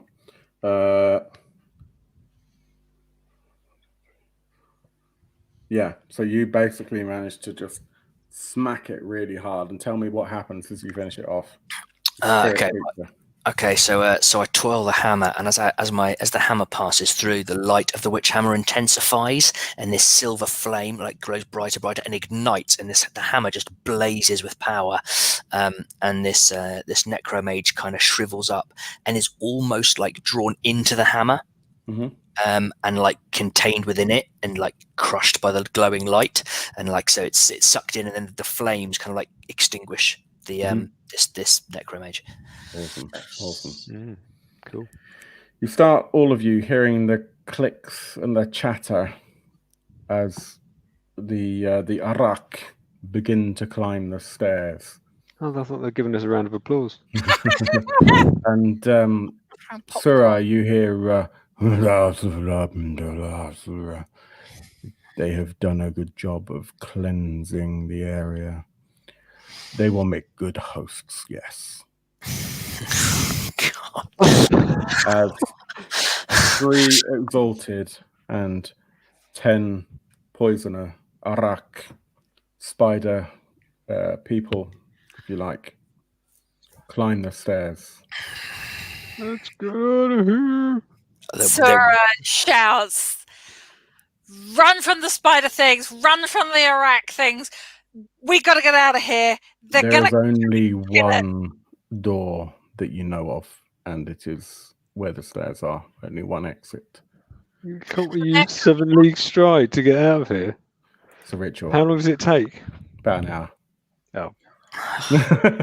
Okay, so we either try and fight our way out, or we just try and we destroy the artifact and go down swinging. Or that's just what I was going to say. Or there's only one normal exit out. blow our way out. We climb the tree. Climb the tree. Climb the tree. We With can't the carry knob. the box up the tree. That's all right. The carriers took that. No, Yeah, they're already you heading told them home. to bring that upstairs. They're in the corner. Blame you. You told them to pack it up and move it out. I know. I didn't think of that. Pack it up, pack it in. Let me begin. You did. You said you guys I've grabbed taken the win, but I don't think I'm gonna. take it. I'm fairly sure Okay. that Stuart told them to come up the stairs. I You're- probably- Well, One of them- anyway, as a Set them GM, all and on seeing fire. the Set them all on time fire. as it is, let's climb the tree. what you're going to do with the box, I don't think you're going to get the box up the tree very easily. Leave it. Run. Yeah, leave it and run. Leave it and run. Think about your orders. True. Right. Okay. Destroy it. What Erdogai says? Take the sunstone, climb the tree. I'll hold them back and destroy the chest. So I head off running towards this chest and just like take a massive swing at it to destroy it. Mhm. I'm gonna be gone. Yeah. No, that's a direct order. I'm telling you to leave. As I destroy just beat the crap out of this box. You need to use your witch hammer to do it. Yeah. I won't make you roll for it. Takes you a few hits, and as you begin to crack through it, and the rest of the party has climbed up the tree, you see within it 30, 40, maybe 100 glass vials. And within each of these is a sapling. The Arax hot on your heels. You're going to need to make a decision: fight or run. How far up the tree is everybody? Is Sora able to cast anything like Mind Throw or Brimstone Cascade to try and? I'm It will be one that could take shots clear from the tree down at these. I'm gonna destroy the vials. That was my order. If we can't have it, I'm going to destroy it. So I just stay and just start smashing all of these things with my hammer. Mm-hmm. I cover Erdogai, sort of shoot off ones that are getting close to these Arax. You can. I think Erdigai's not going to take that long. If you can do one hit with 10 points of damage, you can get it in one go. Okay. Using witch hammer. So I hit 10 witch hammer, a d4, another d4. Okay, here we go. I do 12 points of damage. Okay, you need to roll your quick -2. I know. Or no, drop your armor. I'm going to spend an XP to see if I can make that quick. Yep, just. Okay. You scramble to the base of the tree and you begin climbing. Sura, you realize that the only person who has knowledge of 7 League Stride right now is you. Mm-hmm. Did you prepare a codex, a ritual codex yet? Would I have done one whilst we were at the campfire resting and That's up to you. whatnot? I think I would have done, as we're professionals and we would have planned ahead. And you did. And you did talk about it. You said, "Oh, you did talk about the ritual. You named it." Yeah. So I would think so. So the last thing I'll ask you is, what do you do about the fact that the spiders are beginning to climb the tree, and you're a bit ahead of them?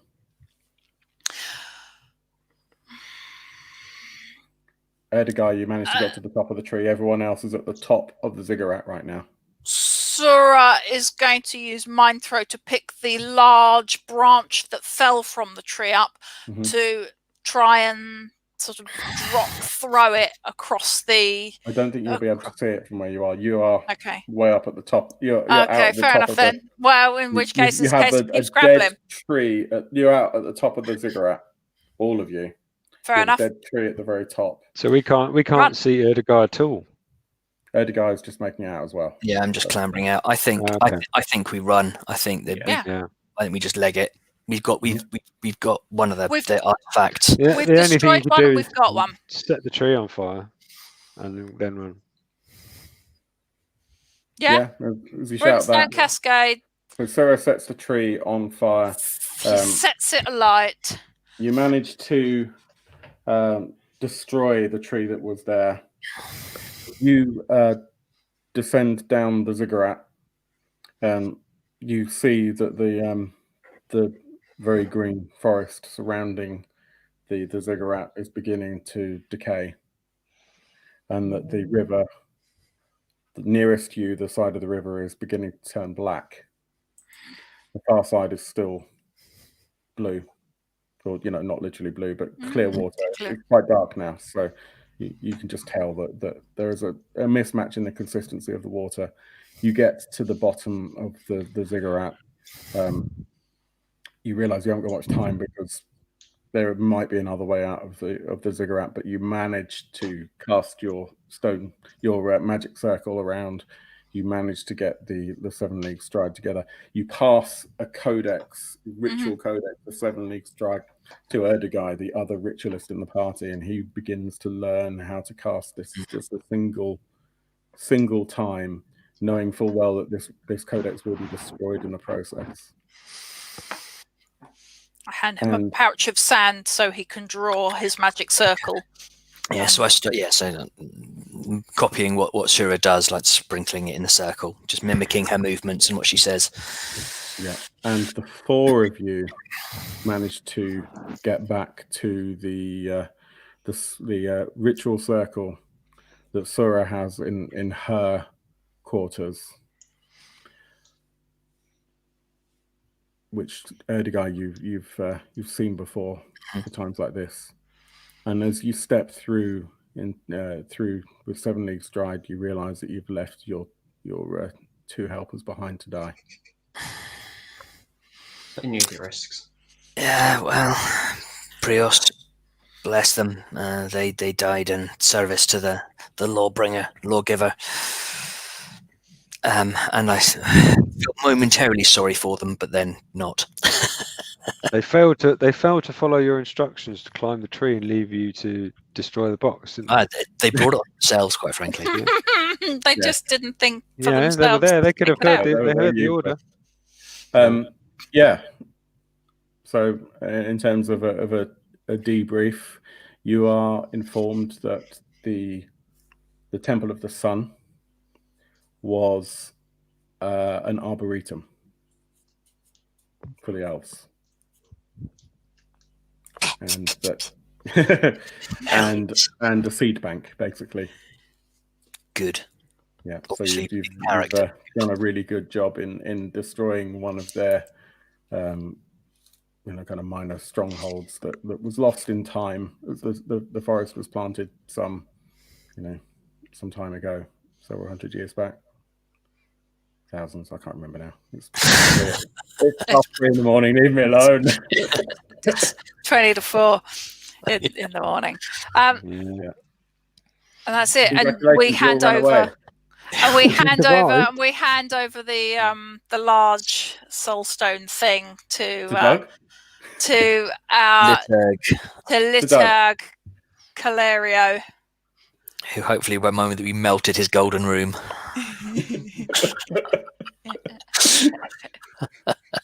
Welcome back, Mr. Sheet. I'm sorry for keeping you up.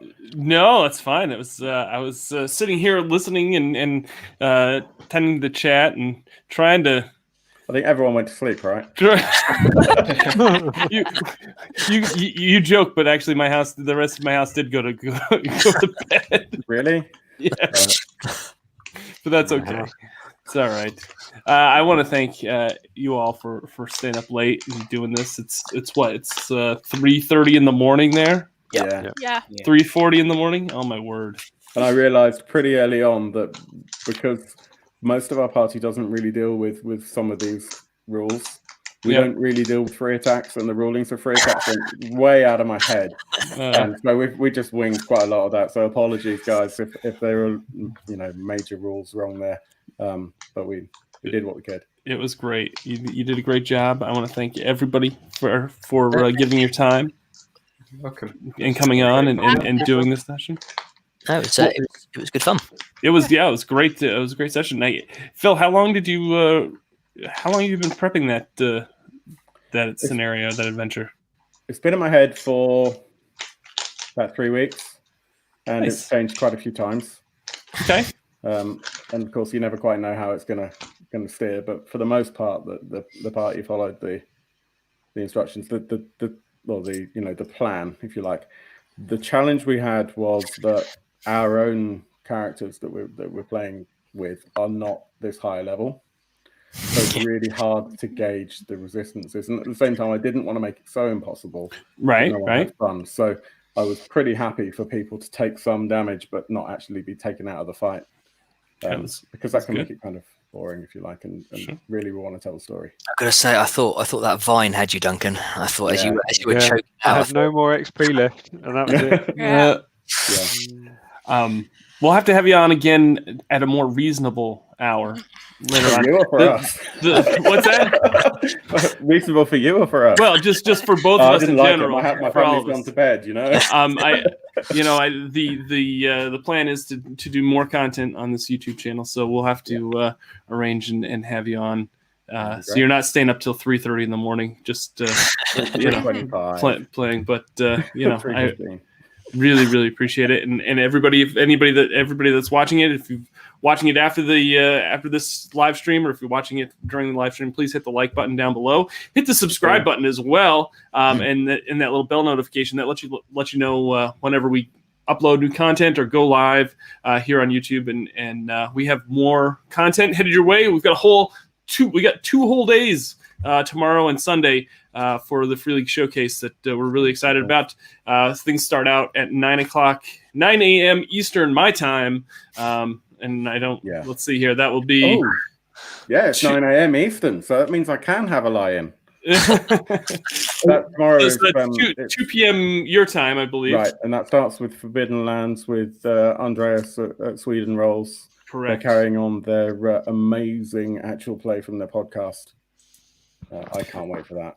Yeah, it should be a lot of fun. I'm really excited to have Andreas back on, and we've got a whole lot of interviews that are coming up tomorrow, and we got a couple more actual plays. Dave from the Effect Podcast is coming on and doing Home Sweet Home for Alien, and we also have Josh from VCG is coming on. It's the first time he's GM'd on a stream for a multi-bulky. Yeah, he is doing Merkberg. Merkberg. Yeah, so we're really excited to have Josh on. This is totally his jam, so he's gotten really behind putting a scenario together for that. So yeah. All right. Great. Yeah. I'm gonna let you all go to bed, get some sleep. Thank you again so much. Thank you everybody for making day one of our Free League Showcase such a huge success. Thank you to everybody that came on and did actual plays, and to Mateus for doing the interview to kick us all off. That's gonna do it. We'll see you. Be safe, be well, and we'll see you tomorrow. Thank Bye. you. Bye. Bye. Bye. Thank you.